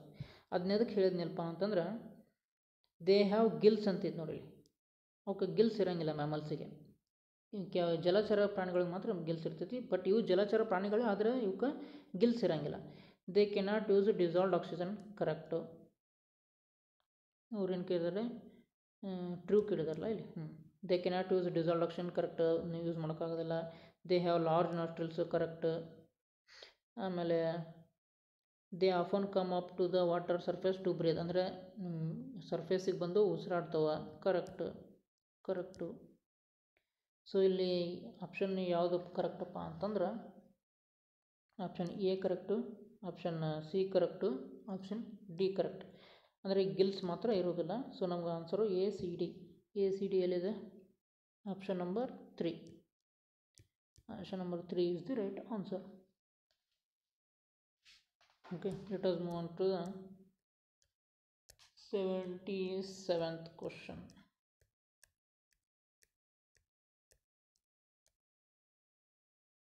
Which of the following have the most scope for promoting art integrated learning in science ಅಂತ ಕೇಳಿದ್ದಾರೆ. Okay, art integrated science. Option number ಇಲ್ಲಿ ನೋಡಿರಿ, ಅನೆಕ್ಡೋಟಲ್ ರೆಕಾರ್ಡ್ಸ್ ಅಂತಂದ್ರೆ ಇವು ಕ್ಲಾಸ್ ರೂಮ್ ರೆಕಾರ್ಡ್ಸ್. ಏನಪ್ಪ ಅಂತಂದ್ರೆ ಕ್ಲಾಸ್ ರೂಮ್ ರೆಕಾರ್ಡ್ಸ್, ಹೌದಾ? ಅಂದರೆ ವಿದ್ಯಾರ್ಥಿಗಳ ಕ್ಲಾಸ್ ರೂಮ್ ರೆಕಾರ್ಡ್ಸ್ ಇದು. ಸೊ ಇಲ್ಲಿ ಇದರಿಂದ ನಮಗೆ ಆರ್ಟ್ ಇಂಟಿಗ್ರೇಟೆಡ್ ಲರ್ನಿಂಗ್ನ ನಾವು ಪ್ರಮೋಟ್ ಮಾಡೋಕ್ಕೆ ಬರೋದಿಲ್ಲ, ಹೌದಾ? ಸ್ಕೋಪ್ ಇಲ್ಲ ಅದಕ್ಕೆ. ಸೊ ಇಲ್ಲಿ ಅನೆಕ್ಡೋಟಲ್ ರೆಕಾರ್ಡ್ ಎಲ್ಲಿದೆ ನೋಡಿ, ಇದು ರಾಂಗ್ ಆಗ್ತದೆ. Okay, next field trips and journal writing ಸಹ ನಾವು ಆರ್ಟ್ ಇಂಟಿಗ್ರೇಟೆಡ್ ಲರ್ನಿಂಗ್ನ ಸ್ಕೋಪ್ ಅದಕ್ಕಿಲ್ಲ, ಅಂದರೆ ನಾವು ಪ್ರಮೋಟ್ ಮಾಡೋಕ್ಕೆ ಬರೋದಿಲ್ಲ. ಆಮೇಲೆ ಇಲ್ಲಿ ಸಹ ಅನೆಕ್ಡೋಟಲ್ ರೆಕಾರ್ಡ್ ಇದೆ, ಸೊ ಇದಕ್ಕೆ ರಾಂಗ್ ಆಗ್ತದೆ. ಇನ್ನು ಉಳಿದಿರೋದು ಯಾವುದು? Projects and portfolios. So right answer ಯಾವುದಪ್ಪ ಅಂದ್ರೆ project and portfolios. Okay, let us move to the 78th question. ಇದು ನಿಕ್ರೋಮ್ ಸಂಬಂಧಪಟ್ಟದ್ದು. ಓಕೆ, ಅಸರ್ಷನ್ ನೋಡ್ರಿ, nichrome is used as a heating element in devices like electric toaster and electric geyser. Okay, correct. ನಿಕ್ರೋಮನ್ನು use ಮಾಡ್ತಾರೆ, ಮತ್ತು ಹಾಗೆ ಟಂಗ್ಸ್ಟನ್ನು ಸಹ use ಮಾಡ್ತಾರೆ. ಯಾವುದನ್ನು? ಟಂಗ್ಸ್ಟನ್. ಬಲ್ಬ್ಗಳಲ್ಲಿ ಯೂಸ್ ಮಾಡ್ತಾರೆ ಟಂಗ್ಸ್ಟನ್ನ. ರೀಸನ್ ನೋಡ್ರಿ, nichrome has high melting point, correct, and low resistivity. ಇದು ರಾಂಗ್ ಇದೆ. ಹೈ ಮೆಲ್ಟಿಂಗ್ ಪಾಯಿಂಟ್ ಏನೋ ಕರೆಕ್ಟು, ಬಟ್ ಇಲ್ಲಿ ಹೈ ರೆಸಿಸ್ಟಿವಿಟಿನೂ ಸಹ ಇರ್ತೈತಿ, ಹೌದಾ? ಹೈ ರೆಸಿಸ್ಟಿವಿಟಿನೂ ಸಹ ಇರ್ತೈತಿ. ಸೊ ಇಲ್ಲಿ ಏನಪ್ಪ ಅಂತಂದ್ರೆ ಎ ಇಸ್ ಟ್ರೂ, ಅಂದರೆ assertion true, reason is wrong. So option number 4 is correct. A is true and R is false. Let us move on to the 79th question. Which of the following statements is are true regarding the function of bile juice in human digestive system? Okay, ಈ ಬೈಲ್ juice ಏನು ಮಾಡ್ತಪ್ಪ ಅಂತಂದ್ರೆ ಇದು ಲಿವರಿಂದ release ಆಗ್ತದೆ. Okay, it is release by liver and stored in gall bladder. Okay, stored in gall bladder which helps in ಡೈಜೆಷನ್ಗೆ help ಮಾಡ್ತೈತಿ. ಅದು ಹೆಂಗಪ್ಪ ಅಂತಂದ್ರೆ ಈ ನಮ್ಮ ಫ್ಯಾಟ್ಸನ್ನು ಫ್ಯಾಟಿ ಆ್ಯಸಿಡ್ಸ್ ಆಗಿ ಬ್ರೇಕ್ ಮಾಡ್ತೈತಿ. Okay, it breaks down fats into fatty acids. Okay, ಆಗ ಕ್ವಶನ್ ನೋಡೋಣ. ಟ್ರೂ ಕೇಳಿದ್ದಾರೆ. It makes partly digested food coming from stomach alkaline, correct. A correct. It helps in digestion of fats, correct. Okay, so ನಮ್ಗೆ answer ಏನಪ್ಪ ಅಂದ್ರೆ both A and B correct ಅದು. So option number 4 is correct. Both A and B are true. Let us move to the 80th question. 80ನೇ question ಹೋಗೋಣ. On the basis of the following information, identify the substances which use flame on burning. Okay, which use flame on burning ಅಂತ ಕೇಳಿದಾರೆ. ನೋಡ್ರಿ, ಸಾಲಿಡನ್ನು burn ಮಾಡಿದಾಗ vapour ಬರ್ತೈತಿ. So ಇಲ್ಲಿ no ಅಂತ ಕೊಟ್ಟಿದ್ದಾರೆ, ರಾಂಗ್. ಲಿಕ್ವಿಡನ್ನು ಬರ್ನ್ ಮಾಡಿದಾಗ ವೇಪರ್ ಬರ್ತೈತಿ, vapour is on burning, correct. ಸಾಲಿಡನ್ನು ಬರ್ನ್ ಆದಾಗೂ ವೇಪರ್ ಬರ್ತೈತಿ, ಕರೆಕ್ಟ್. ಲಿಕ್ವಿಡನ್ನು ಬರ್ನ್ ಆದಾಗ ವೇಪರ್ ಬರ್ತೈತಿ, ಇಲ್ಲಿ ನೋ ಅಂತ ಕೊಟ್ಟಿದ್ದಾರೆ, wrong. So option number 4 is correct. ಅಂದರೆ B and C is correct. Let us move on to the next question. ಇದು ಬ್ಲಡ್ ಸರ್ಕ್ಯುಲೇಷನ್ಗೆ ಸಂಬಂಧಪಟ್ಟದ್ದು, ಆರ್ಟ್ರೀಸ್ ಮತ್ತು ವೆನ್ಸ್ಗೆ. ನೋಡ್ರಿ, arteries have thick and elastic walls as compare to veins, correct. ಯಾಕಪ್ಪ ಅಂದ್ರೆ arteries ಏನು ಮಾಡ್ತಾವೆ, ಆಕ್ಸಿಜನ್ ರಿಚ್ ಬ್ಲಡ್ಡನ್ನು ನಮ್ಮ ಇಡೀ ಬಾಡಿ ಪಾರ್ಟ್ಸ್ಗೆ ಸರಬರಾಜು ಮಾಡ್ತಾವೆ. ಸೊ ಅವ್ರು ಆರ್ಟ್ರೀಸ್ ಏನಪ್ಪ, have thick and elastic walls, correct. ಇದು ಆಪ್ಷನ್ ನಂಬರ್, ಇದು ಅಸರ್ಷನ್ ಕರೆಕ್ಟ್ ಇದೆ. Reason, the pressure of blood flow in arteries is low as compare to veins ಅಂತೈತಿ. ಲೋ ಅಂತ ಕೊಟ್ಟಿದ್ದಾರೆ, ಸೊ ಇದು ರಾಂಗ್ ಆಗ್ತದೆ. ಓಕೆ, ಈಗ ಅದು ನಮ್ಮ ಬ್ಲಡ್ಡನ್ನು ಅಂದರೆ ಆಕ್ಸಿಜನ್ ರಿಚ್ ಬ್ಲಡ್ಡನ್ನು ಹಾರ್ಟಿಂದ ಬಾಡಿ ಪಾರ್ಟ್ಸಿಗೆ ಕಳಿಸ್ಬೇಕಪ್ಪ ಅಂತಂದ್ರೆ ಪ್ರೆಷರ್ ಹೈ ಇರ್ತೈತಿ ಇಲ್ಲಿ ಲೋ ಅಂತ ಕೊಟ್ಟಿರೋ ಕಾರಣ ಇದು ರಾಂಗ್ ಆಗ್ತದೆ. ಓಕೆ, ಅಂದರೆ ಅಸರ್ಷನ್ ರೈಟ್ ಇದೆ, ರೀಸನ್ ರಾಂಗ್ ಆಗ್ತದೆ. ಸೊ ಇಲ್ಲಿ ಕರೆಕ್ಟ್ ಆನ್ಸರ್ ಯಾವುದಪ್ಪ ಅಂತಂತಂದ್ರೆ option number 4, A is true and R is false. Let us move to the 82nd question. ನೋಡಲಿ, the buoyant force on an object immersed in liquid acts in ಅಂತ ಕೇಳಿದಾರೆ. Parallel to the liquid surface, upward direction, downward direction, all direction ಅಂತ ಕೇಳಿದಾರೆ. Okay, ಇಲ್ಲಿ buoyant force ಬಗ್ಗೆ ಒಂದು image ಹಾಕಿದ್ದೀನಿ, ಇಲ್ಲಿ ನೋಡ್ಬಿಡ್ರಿ. ಒಂದು ಯಾವುದಾದ್ರೂ ಒಂದು ವಸ್ತುವನ್ನು ನೀರಿನೆಲ್ಲ ಮುಳುಗಿಸಿದಾಗ ಅದ್ರ ಬಯಾಂಟ್ ಫೋರ್ಸ್ ಹೆಂಗೆ ಆಗ್ತದೆ ಅಂತ ಕೇಳಿದಾರೆ. ಓಕೆ, ಇದೊಂದು ಆಬ್ಜೆಕ್ಟನ್ನು ನೀರಿನಲ್ಲಿ ಹಿಂಗೆ ಮುಳುಗಿಸ್ತಾರೆ. ಓಕೆ, ಇದು ಫ್ಲೂಯಿಡ್ಡು. ಇಲ್ಲಿ ಬಯಾಂಟ್ ಫೋರ್ಸ್ ಹೆಂಗೆ ಆಗ್ತದಪ್ಪ ಅಂತಂದ್ರೆ ಇನ್ ಅಪ್ವರ್ಡ್ ಡೈರೆಕ್ಷನ್. ಹೌದಾ, ಯಾವಾಗಲೂ ಅಪ್ವರ್ಡ್ ಡೈರೆಕ್ಷನ್ನಾಗಿ ಅಲ್ಲಿ ಏನಾಗ್ತೈತಿ ಬಯಾಂಟ್ ಫೋರ್ಸ್ ಆ್ಯಕ್ಟ್ ಆಗ್ತೈತಿ. ಸೊ ಹಾಗಾಗಿನೇ ನಮ್ಮ ಇದು ಯಾವಾಗ ವಸ್ತುಗಳು ನೀರಿನಲ್ಲಿ ತೇಲೋದು. ಹೌದಾ, ಸೊ ಕ್ವಶನ್ ನೋಡೋಣ ಈಗ. 82nd question. Buoyant force of an object immersed in liquid acts in upward direction. Okay, option number 2 is correct. 83ನೇ ಕ್ವಶನ್ ಹೋಗೋಣ.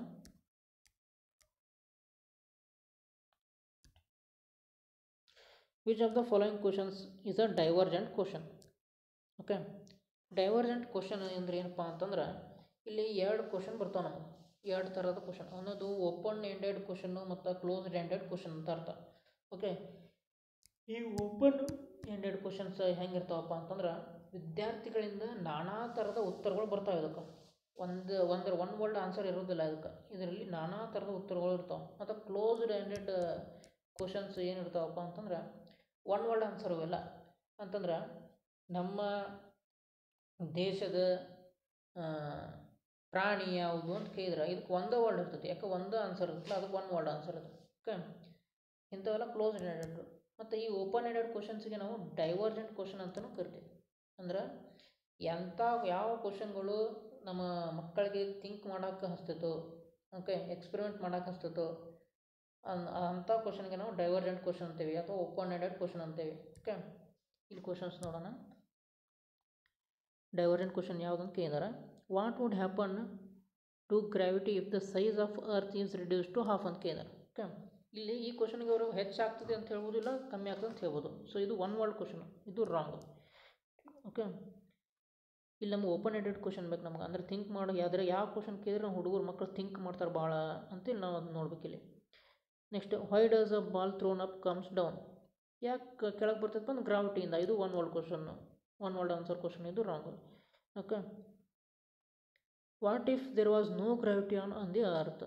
ನೋಡ್ರಿ, ಇದು ಎಂಥ ಕ್ವಶನ್ಪ್ಪ ಅಂದ್ರೆ ಭಾಳಷ್ಟು ಆನ್ಸರ್ ಬರ್ತಾವೆ ನಮಗೆ ಈ ಕ್ವಶನ್ ಕೇಳೋದ್ರಿಂದ. ಓಕೆ, ಈ ನಮ್ಮ ಭೂಮಿ ಮೇಲೆ ಗ್ರಾವಿಟಿ ಅನ್ನೋದು ಇಲ್ಲ ಅಂದ್ರೆ ಏನಾಕೈತಿ, ಗುರುತ್ವಾಕರ್ಷಣೆ ಬಲ ಇಲ್ಲ ಅಂದ್ರೆ ಏನಾಕೈತಿ ಅಂತ ಕೇಳಿದ್ರೆ ಅವ್ರು ನಾನಾ ಥರದ್ದು ಆನ್ಸರ್ ಹೇಳ್ತಾರೆ. ಇಲ್ಲಿ ಒನ್ ವರ್ಡ್ ಆನ್ಸರ್ ಹೇಳಕ್ಕೆ ಬರೋದಿಲ್ಲ.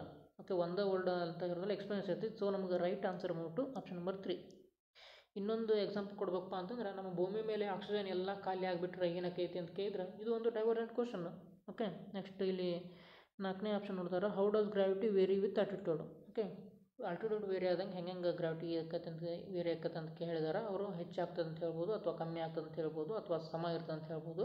ಅಂದರೆ ಎಲ್ಲ ಒನ್ ವರ್ಡ್ ಆನ್ಸರ್ ಇದು. ಸೊ ಇದು wrong. So right answer is option number 3. Okay, let us move on to the 84th question.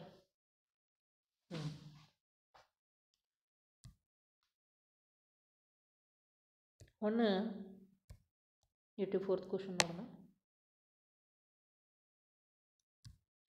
When a ray of light enters from medium A to medium B, its speed decreases ಅಂತ ಕೇಳಿದೆ. Okay, ಅಂದರೆ medium ಎದಿಂದ medium B ಬಂದಾಗ speed ಏನಾಗ್ತದೆ, ಇಲ್ಲಿ decreases ಅಂತ ಆಗ್ತದೆ.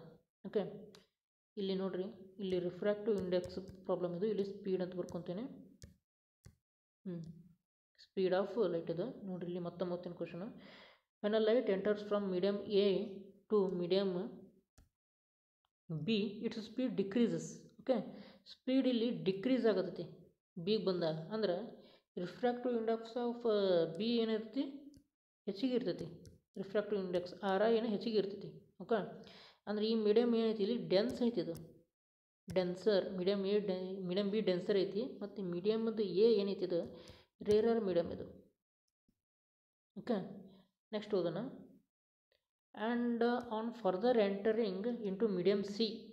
Okay, medium ಸಿಗೆ enter ಆದಂಗೆ ಏನಾಗ್ತದಪ್ಪ ಅಂತಂದ್ರೆ ಏನಿದ್ದಾರೆ medium C it speed increases ಅಂತ ಕೇಳಿದಾರೆ. ಓಕೆ, ಸ್ಪೀಡ್ ಇನ್ಕ್ರೀಸ್ ಆಗತ್ತಪ್ಪ ಅಂತಂದ್ರೆ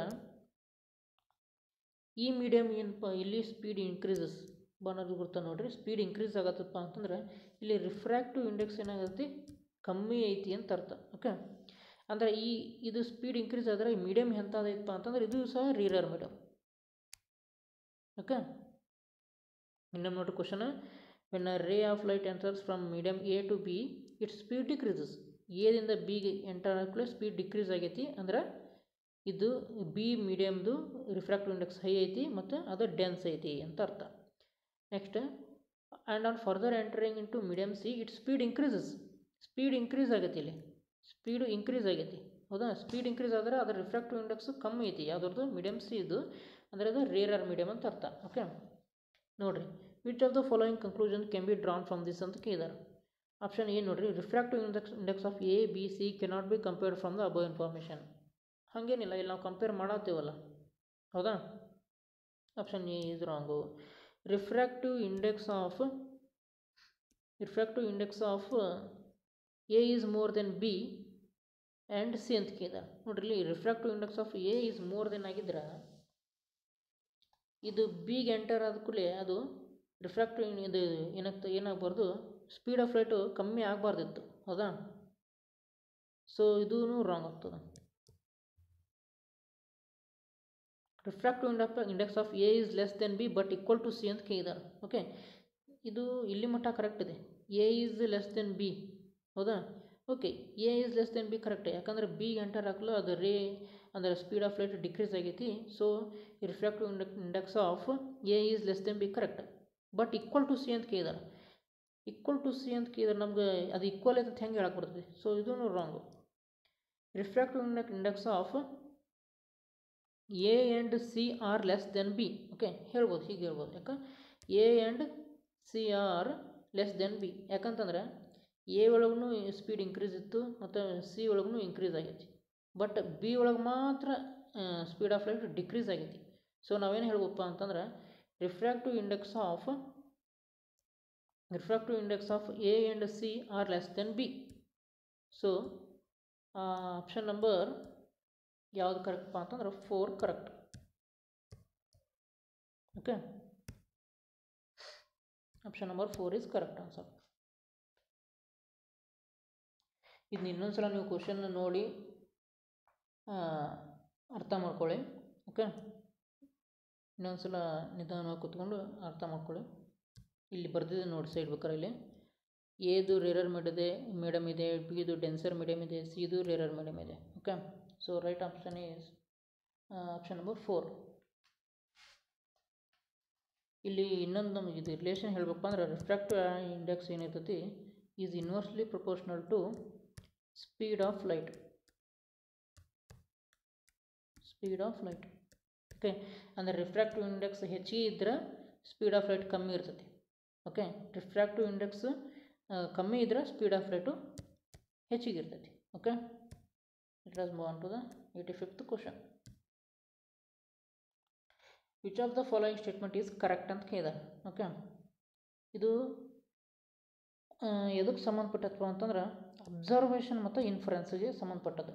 ಓಕೆ, ಇದರಲ್ಲಿ ಭಾಳಷ್ಟು ಮಂದಿಗೆ ಅಬ್ಸರ್ವೇಷನ್ ಮತ್ತು ಇನ್ಫರೆನ್ಸಲ್ಲಿ ಕನ್ಫ್ಯೂಸ್ ಆಗ್ತದೆ. ಓಕೆ, ಇಲ್ಲಿ ಅಬ್ಸರ್ವೇಷನ್ ಅಂದ್ರೆ ಏನಪ್ಪ ಅಂತಂದ್ರೆ ನಮ್ಮ ಸೆನ್ಸಸ್ ಮುಖಾಂತರ ನಾವೇನು ಅಬ್ಸರ್ವ್ ಮಾಡ್ತೀವಿ ನೋಡ್ರಿ, ಅಂದರೆ ನೋಡೋದು ಮುಖಾಂತರ ಆಗಿರ್ಬೋದು, ಟಚ್ ಮುಖಾಂತರ ಆಗಿರ್ಬೋದು, ವಾಸನೆ ಮುಖಾಂತರ ಆಗಿರ್ಬೋದು, ಇವು ಮತ್ತು ಕೇಳೋದು ಮುಖಾಂತರ ಆಗಿರ್ಬೋದು, ಇದೆಲ್ಲ ಅಬ್ಸರ್ವೇಷನ್. ಓಕೆ, ಮತ್ತು ಈ ಇನ್ಫರೆನ್ಸ್ ಅಂದ್ರೆ ಏನಪ್ಪ ಅಂತಂದ್ರೆ ನಾವು ಏನೇನು ಅಬ್ಸರ್ವ್ ಮಾಡಿರ್ತೀವಲ್ಲ ಅದರ ಮೇಲೆ ನಾವು ಅದರ ಸಹಾಯ ಪಡ್ಕೊಂಡು ಎಕ್ಸ್ಪ್ಲನೇಷನ್ ಮಾಡ್ತೀವಿ ನೋಡಿ, ಅದು ಇನ್ಫರೆನ್ಸ್. ಓಕೆ, ಇದಕ್ಕೆ ಒಂದು ಸ್ವಲ್ಪ ಇದನ್ನ ನೋಡೋದಾದ್ರೆ ನೋಡ್ರಿ, ಅಬ್ಸರ್ವೇಷನ್ ಆ್ಯಂಡ್ ಇನ್ಫರೆನ್ಸ್ ಬಗ್ಗೆ ನೋಡೋದಾದ್ರೆ ನೋಡ್ರಿ, in science Inferences are made alongside observations. Okay, while an observation is information you gather from your senses. Okay, an inference is an explanation for observation you make. Okay, inference ಅಂದ್ರೆ ಏನು? Explanation. ಅದು ನಾವು observe ಮಾಡಿದ್ದಕ್ಕೆ explanation ಅದು. You make inferences based on your past experience and prior knowledge. Okay, ನಮ್ಮ ಹಿಂದಿನ prior knowledge, past knowledge ಅದನ್ನ use ಮಾಡ್ಕೊಂಡು ನಾವು ಇನ್ಫರೆನ್ಸ್ ಮಾಡ್ತೀವಿ. Okay, an observation of this picture is ಅಂತ ಕೇಳಿದಾರೆ. ಓಕೆ, ಇಲ್ಲಿ ನೋಡಿರಿ, ಪಿಕ್ಚರ್ ಕೊಟ್ಟಿದ್ದೀನಿ ನಾನೊಂದು. The grass is wet. ಹೌದಾ, ಇಲ್ಲಿ ನೋಡಿದ್ರೆ ಗ್ರಾಸ್ ಅನ್ನೋದೇನು ವೆಟ್ ಐತಿ. ಹೌದಾ, ಈ ವೆಟ್ ಇದು ಇರೋದಕ್ಕೆ ಕಾರಣ ಏನಾಗಿರ್ಬೋದಪ್ಪ ಅಂತಂದ್ರೆ ಮಳೆಯಾಗಿ ಬಂದಿರ್ಬೋದು ಅಂತೇಳಿ ನಾವು ಕಾರಣ ಕೊಡ್ಬೋದು. ಓಕೆ, ಆಮೇಲೆ ಇನ್ನೊಂದು ಸ್ವಲ್ಪ ಬಿಟ್ಟು ನಾವು ಅಲ್ಲಿರುವಂಥ ಒಂದು ಯಾವುದಾದ್ರೂ ಒಂದು ಸ್ಪ್ರಿಂಕ್ಲರ್ ನೋಡಿ, ಹಿಂಗೆ ಥರ ಸ್ಪ್ರಿಂಕ್ಲರ್ ನೋಡಿ, ಇದು ಮಳೆಯಿಂದ ಆಗಿಲ್ಲ, ಇಲ್ಲಿ ಸ್ಪ್ರಿಂಕಲ್ ಬಂದಿತ್ತಲ್ಲ ಅದರಿಂದ ಏನಾಗೈತಿ, ಗ್ರಾಸ್ ವೆಟ್ ಆಗೈತೆ ಅಂತ ಹೇಳ್ಬೋದು ನಾವು. ಹೌದಾ, ಸೊ ಮೊದಲಿಗೆ ನಾವು ಇಲ್ಲಿ ಅಬ್ಸರ್ವೇಷನ್ ಏನಪ್ಪ, ದ ಗ್ರಾಸ್ ಈಸ್ ವೆಟ್, ಇದು ಅಬ್ಸರ್ವೇಷನ್ ನಮಗೆ. ನೆಕ್ಸ್ಟ್ ಇನ್ಫರೆನ್ಸ್, ಯಾಕೆ ವೆಟ್ ಆಗೈತಿ, ಅದು ಮಳೆಯಿಂದ ಕಾರಣದಿಂದ ಆಗಿರ್ಬೋದು ಅಥವಾ ಸ್ಪ್ರಿಂಕ್ಲರ್ ಕಾರಣದಿಂದ ಆಗಿರ್ಬೋದು. ಇಲ್ಲಿ ಮಳೆ ಮತ್ತು ಸ್ಪ್ರಿಂಕ್ಲರ್ ಕಾರಣ ಏನು ಕೊಡ್ತೀವಲ್ಲ ಅದು ಇನ್ಫರೆನ್ಸ್. ನೋಡಿರಿ ಇಲ್ಲಿ ಬೇಕಾರೆ, an observation of this picture is the grass is wet. Okay, ಇದು ಅಬ್ಸರ್ವೇಷನ್ ಆಯ್ತು. An inference is the grass is wet because it rained. Okay, you might also inform that the grass is wet from morning dew. Okay, ಅಂದರೆ ಮಂಜಿನಿಂದ ಏನಾಗಿರ್ಬೋದು, wet ಆಗಿರ್ಬೋದು ಅಂತ ಹೇಳ್ಬೋದು.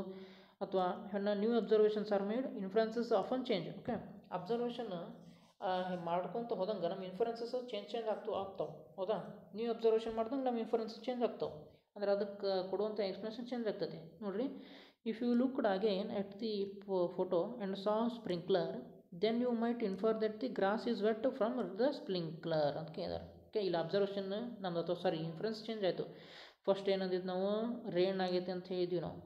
ಆಮೇಲೆ morning due ಅಂದರೆ ಮಂಜಿನಿಂದ ಆಗಿರ್ಬೋದು ಅಂತ ಹೇಳಿದ್ವಿ. ಅದಾದ್ಮೇಲೆ ಮತ್ತು ಸ್ಪ್ರಿಂಕ್ಲರಿಂದನೂ ಆಗಿರ್ಬೋದು ಅಂತ ಹೇಳಿದ್ವಿ. ಅಂದ್ರೆ ಇಲ್ಲಿ ನಮ್ಮ ಇನ್ಫ್ಲುಯೆನ್ಸಸ್ ಚೇಂಜ್ ಆಗ್ತಾವೆ. ಹೆಂಗಂಗೆ ನಾವು ಅಬ್ಸರ್ವೇಷನ್ ಹೊಸ ಅಬ್ಸರ್ವೇಷನ್ ಮಾಡ್ತೀವಿ, ಹಂಗೆ ಇನ್ಫ್ಲುಯೆನ್ಸಸ್ ಸಹ ಚೇಂಜ್ ಆಗ್ತಾ ಹೋಗ್ತಾವೆ. Okay, observations and inferences allow us to describe and explain the world around us. Okay, ಇದರ ಎಕ್ಸ್ಪ್ಲನೇಷನ್ ಮೇಲೆ ನಾನು ಏನು ಮಾಡೋಣಪ್ಪ ಅಂತಂದ್ರೆ, ಈಗ ಇದನ್ನ ಇನ್ನೊಂದು ಸಲ ಓದ್ಕೊಳ್ಳಿ, ಪಾಸ್ ಮಾಡ್ಕೊಳ್ಬೇಕಾದ್ರೆ. ಇದರ ಎಕ್ಸ್ಪ್ಲನೇಷನ್ ಮೇಲೆ ನಾವೇನು ಮಾಡೋಣಪ್ಪ ಅಂತಂದ್ರೆ, ಈಗ 85th ಕ್ವಶನ್ಗೆ ಆನ್ಸರ್ ಮಾಡೋಣ.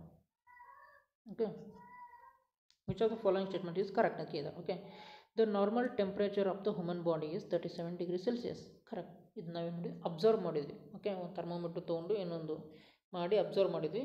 ಅಂದರೆ ಇದು S1 ಈಸ್ ಅಬ್ಸರ್ವೇಷನ್ ಇದು. ಓಕೆ, ಎಷ್ಟು ನೋಡಿರಿ, heat flows from body at a higher temperature to a body at lower temperature.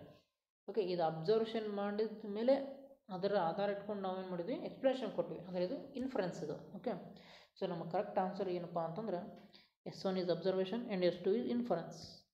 Okay, 85th answer 4. Next ಇಲ್ಲಿ 86th ಕ್ವಶನಿಗೆ ಹೋಗೋಣ. ಇದೊಂದು ರಿಯಾಕ್ಷನ್ಗೆ ಸಂಬಂಧಪಟ್ಟದ್ದು. ಅದನ್ನು metal and metal and non ಮೆಟಲ್ಗೆ ಸಂಬಂಧಪಟ್ಟದ್ದು. Okay, Sunita takes 0.5 gram of sodium carbonate in a test tube. Okay, ಇಲ್ಲಿ ಸೋಡಿಯಂ ಕಾರ್ಬೋನೇಟ್ ತೊಗೊಂಡ್ರಕ್ಕೆ ಟೆಸ್ಟ್ ಟ್ಯೂಬ್ ಅನ್ನೋದು.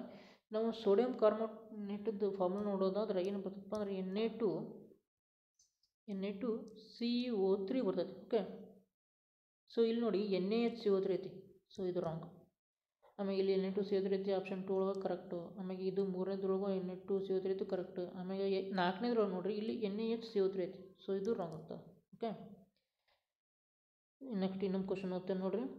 Sunita takes 0.5 gram of carbonate in sodium carbonate in test tube and adds 5 ml of dilute hydrochloric acid. Okay, dilute hydrochloric ಆ್ಯಸಿಡ್ನ add ಮಾಡ್ತಾನೆ. Done. ಆಮ್ಯಾಗ B ನೋಡ್ರಿ, C passes the gas produced in the above reaction through lime water. Okay, ಇಲ್ಲಿ ನೋಡ್ರಿ, sodium carbonate ಜೊತೆಗೆ ನಾವು dilute hydrochloric acid ಹಾಕಿದ್ರೆ carbon dioxide ನಮ್ಗೆ ಅಂದರೆ CO2 ಗ್ಯಾಸು ರಿಲೀಸ್ ಆಗ್ತದೆ. ಓಕೆ, ಸೊ ಇದನ್ನು ಏನು ಮಾಡ್ತಾಳಕ್ಕೆ ಲೈಮ್ ವಾಟರ್ದಾಗ ಪಾಸ್ ಮಾಡ್ತಾ ಅಂತ ಇದ್ದಾರೆ. ಈ ಲೈಮ್ ವಾಟರ್ದೂ ಸೊ ನಾವು ಏನು ಫಾರ್ಮುಲಾ ನೋಡೋದಾದ್ರೆ CaOH ಟ್ವೈಸ್, ಇದು ಲೈಮ್ ವಾಟರ್ದು ಫಾರ್ಮುಲಾ. ಈಗ ಮತ್ತು ಬಿ ಮತ್ತು ಇದರಲ್ಲಿ ನೋಡೋಣ.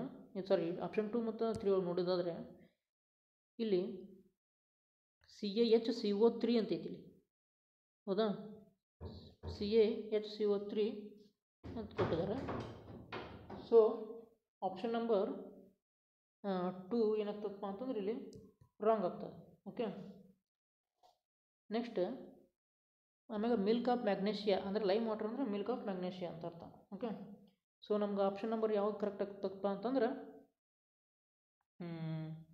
Third is correct. ನೋಡ್ರಿ, Na2CO3 + 2HCl ಈಸ್ ಏನು ಕೊಡ್ತದೆ ಅಂದ್ರೆ 2NaCl ಮತ್ತು ವಾಟರ್ ಮತ್ತು ಕಾರ್ಬನ್ ಡೈಆಕ್ಸೈಡ್ ಕೊಡ್ತೈತಿ. ಅದನ್ನು ಇದಕ್ಕೆ ಗ್ಯಾಸ್ ಒಳಗೆ ಏನು ಮಾಡ್ತಾರೆ, ಈ ಗ್ಯಾಸ್ ಏನು ಪ್ರೊಡ್ಯೂಸ್ ಆಗಿರ್ತಲ್ಲ CO2 ಅದನ್ನು ಲೈಮ್ ವಾಟರ್ದಾಗ ಇದು ಮಾಡಿದ್ರೆ ನಮಗೇನು ಬರ್ತೈತಿ CaCO3 ಮತ್ತು H2O ಬರ್ತೈತಿ. Okay, so option number 3 is right answer. Next 87ನೇ ಕ್ವಶನ್ ನೋಡೋಣ. ಪೆಡಾಗಜಿಗೆ ಸಂಬಂಧಪಟ್ಟದ್ದು. Which of the following statements is or true regarding nature of science? Nature of science ನೋಡ, scientific ideas are not affected by cultural contact ಅಂತ ಕೇಳಿದ್ದಾರೆ. ಅಂದರೆ ನಮ್ಮ ಕಲ್ಚರಿಂದ scientific ideas affect ಆಗಿಲ್ಲ ಅಂತ ಕೇಳಿದ್ದಾರೆ. ಇದು ರಾಂಗ್. ಆ್ಯಕ್ಚುಲಿ ಅಫೆಕ್ಟ್ ಆಗ್ತವೆ. So is wrong. ಆಮೇಲೆ there is no single scientific method. ಇದು ಸರ್ ಕರೆಕ್ಟು, ಭಾಳಷ್ಟು ಅದಾವ. ಇದು wrong. So A is false. Sorry, option B ಇನ್ನೊಮ್ಮೆ ನೋಡ್ರಿ, there is no single scientific method ಅಂತ ಕೊಟ್ಟಿದ್ದಾರೆ. ಇದು ಕರೆಕ್ಟ್ ಆಗ್ತದೆ. ಸೊ ನಮಗೆ ಯಾವ್ದು ಆನ್ಸರಪ್ಪ ಅಂತಂದ್ರೆ A is false and B is true. Okay, ಇಲ್ಲಿ ನೋಡ್ರಿ, there is no single scientific method ಅಂತ ಕೊಟ್ಟಿದ್ದಾರೆ. ಇದು ಕರೆಕ್ಟ್ ಆ್ಯಕ್ಚುಲಿ. ಅಂದರೆ ಎ ಅನ್ನೋದು wrong. So option number 4 is right answer.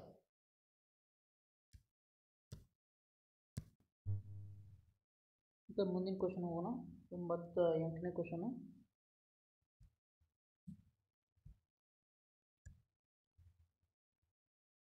While ice melts at 0 degree Celsius, its temperature ಏನಕ್ಕಪ್ಪ ಅಂತಂದ್ರೆ remains same. Okay, 89ನೇ question ಹೋಗೋಣ.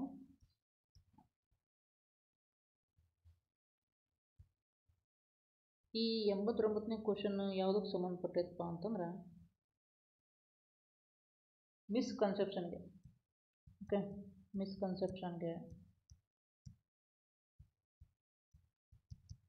ಮತ್ತು ಅಥವಾ ಆಲ್ಟರ್ನೇಟ್ ಕಾನ್ಸೆಪ್ಷನ್ಗೆ, ಆಲ್ಟರ್ನೇಟ್ ಕಾನ್ಸೆಪ್ಷನ್ಗೆ ಸಂಬಂಧಪಟ್ಟೈತಿ. ಓಕೆ, ಆಪ್ಷನ್ಸ್ ಅನ್ನೋದನ್ನ children of all age groups have various ideas which may be different from science concepts. Okay, which may be different from science concepts ಐತಲ್ಲ, ಇದು ಏನಂತಾರೆ misconception ಅಂತ ಹೇಳ್ತಾರೆ. ಮಿಸ್ಕಾನ್ಸೆಪ್ಷನ್ಗೆ ಸಂಬಂಧಪಟ್ಟದ್ದು. ಓಕೆ, ಯಾಕಂದರೆ ಡಿಫ್ರೆಂಟ್ ಫ್ರಮ್ ಸೈನ್ಸ್ ಕಾನ್ಸೆಪ್ಟ್ಸ್ ಅಂತ ಹೇಳಿದ್ದಾರೆ. Childrens of all age groups have various ideas which may be different from science concepts.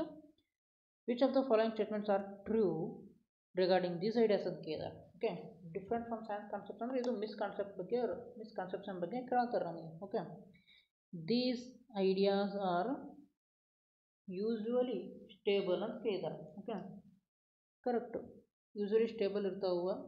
True ಅಂತ ಕೇಳಿದ್ರೆ these ideas are usually stable, correct. ಆಮೇಲೆ they are form due to observable phenomena, ಅಂದರೆ ಏನನ್ನು ನೋಡ್ತಾರೆ ಅದರಿಂದ ಅವು ಮಿಸ್ಕನ್ಸೆಪ್ಷನ್ಗಳು ಅವರು ಮಾಡ್ಕೊತಾರೆ. ಓಕೆ, ಅದು ಕರೆಕ್ಟು. ಆಮೇಲೆ they tend to follow similar developmental pattern. Okay, ಇದು correct. They are easy to modify. ಇದು ರಾಂಗು. ಅವು ಅಷ್ಟು ಈಸಿಯಾಗಿ ಅವರು ಮಾಡಿಫೈ ಮಾಡ್ಕೊಳ್ಳೋಕೆ ಒಪ್ಕೊಳ್ಳೋದಿಲ್ಲ. ಯಾಕಂತಂದ್ರೆ ಹುಡುಗರು ಮಕ್ಳು ಏನಂತಾರಪ್ಪ ಅಂದ್ರೆ ನಾನು ಅಂದ್ಕೊಂಡಿರೋದು ಕರೆಕ್ಟು ಅಂತ ಅಂದ್ಕೊಂಡ್ಬಿಟ್ಟಿರ್ತಾರೆ. ಓಕೆ, ನಾನು ಅಂದ್ಕೊಂಡಿರೋದು ಕರೆಕ್ಟು, ನೀನು ಅಂದ್ಕೊಂಡಿದ್ದು ತಪ್ಪು ಅಂತ ವಾದ ಮಾಡ್ತಿರ್ತಾರೆ.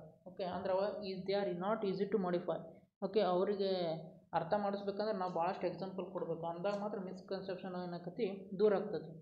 ಸೊ ಇಲ್ಲಿ they are difficult to modify ಅಂತ ಆಗಬೇಕಾಗಿತ್ತು. Okay, they are easy to modify ಅಂತ ಕೊಟ್ಟಿದ್ದಾರೆ. ಸೊ ಇದು ರಾಂಗ್. ಓಕೆ, ಆಮ್ಯಾಗ they are often domain specific. Okay, ಇದು ಕರೆಕ್ಟು. ಸೊ ನಮ್ಗೆ ಇಲ್ಲೇನು ಕೇಳಿದಾರೆ ಟ್ರೂ ಅಂತ ಕೇಳಿದಾರೆ. ಸೊ ನಮ್ಗೆ ಎ ಬಿ ಸಿ ಮತ್ತು ಇ ಅನ್ನೋದು ಕರೆಕ್ಟ್ ಆಗ್ತದೆ. ಸೊ ಆಪ್ಷನ್ ನಂಬರ್ 1 ಒಳಗೆ ಏನಿದೆ ಇದು right answer. Option number 1 A B C and E are correct. ಇಲ್ಲಿ ಡಿ ಮಾತ್ರ ತಪ್ಪು. ಯಾಕಪ್ಪ ಅಂದ್ರೆ they are easy to modify ಇದ್ರು ಅಂತ ಹೇಳ್ಯಾರ. ಇದು wrong. They are difficult to modify. Okay, let us move on to the last question. 90ನೇದು. ಇದು ನೋಡಲಿ. Read the following statements in the context of laws and theories in science ಅಂತ ಕೇಳಿದೆ. Okay, laws are generalization statements whereas theories are explanations. Correct.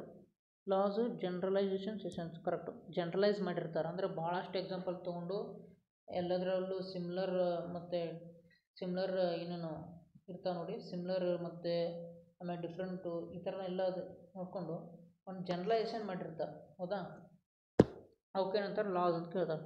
Loss are generalizations. Okay, whereas theories are explanations. ಇದು correct. S one is correct. ಆಮ್ಯಾಗ laws are very old and theories are contemporary. ಅಂದ್ರೆ laws ಎಲ್ಲ ಭಾಳ ಹಿಂದಿನೂ ಭಾಳ ಹಳೆವು ಅದಾವು, theories ಮತ್ತು ಈಗ ಸಮಕಾಲೀನದ್ದು ಅದಾವೆ ಅಂತ ಹೇಳ್ಯಾರ. ಇದು ಆಪ್ಷನ್ನು ರಾಂಗ್. ಎಷ್ಟು is wrong. Laws can't be changed whereas theories are subject to change ಅಂತ ಕೇಳಿದಾರೆ. ಕರೆಕ್ಟ್. ಲಾಸನ್ನು ಚೇಂಜ್ ಮಾಡೋಕ್ಕೆ ಬರೋದಿಲ್ಲ ನಾವು, ಬಟ್ ಥಿಯರೀಸ್ ಅಂದರೆ ಎಕ್ಸ್ಪ್ಲನೇಷನ್ಸ್ನ ಅವಾಗ ಏನಾಗ್ತಿರ್ತಾವೆ, ಚೇಂಜ್ ಆಗ್ತಿರ್ತಾವೆ. Okay, so S3 is correct. So ನಮ್ಗೆ ಆಪ್ಷನ್ ಯಾವುದಕ್ಕೆ ಇದಾರೆ ಅಂತಂದ್ರೆ, ಆಪ್ಷನ್ ಯಾವುದು ಕರೆಕ್ಟಪ್ಪ ಅಂತಂದ್ರೆ S1 and S3 are true and whereas S2 is false. ಇದು correct. Option number 4 is correct. Okay, so ಇಲ್ಲಿವರೆಗೂ ನನ್ನ ಎಕ್ಸ್ಪ್ಲನೇಷನ್ ನಿಮಗೆ ಅರ್ಥ ಆಗಿದೆ ಅಂತ ಅಂದ್ಕೊಳ್ತೀನಿ. ಸೊ ಇದೇ ಥರ ವಿಡಿಯೋಗಳನ್ನ ನಾನು ಮುಂದಿನ ದಿನಗಳಲ್ಲಿ ನಿಮಗೆ ತರ್ತೀನಿ. ಸೊ ಇಲ್ಲಿವರೆಗೂ ನನ್ನ ಎಕ್ಸ್ಪ್ಲನೇಷನ್ ನಿಮಗೆ ಅರ್ಥ ಆಗಿದ್ದರೆ ಲೈಕ್ ಮಾಡಿ, ಹಾಗೆ ನಿಮ್ಮ ಫ್ರೆಂಡ್ಸ್ ಜೊತೆ ಶೇರ್ ಮಾಡ್ಕೊಳ್ಳಿ. Thank you.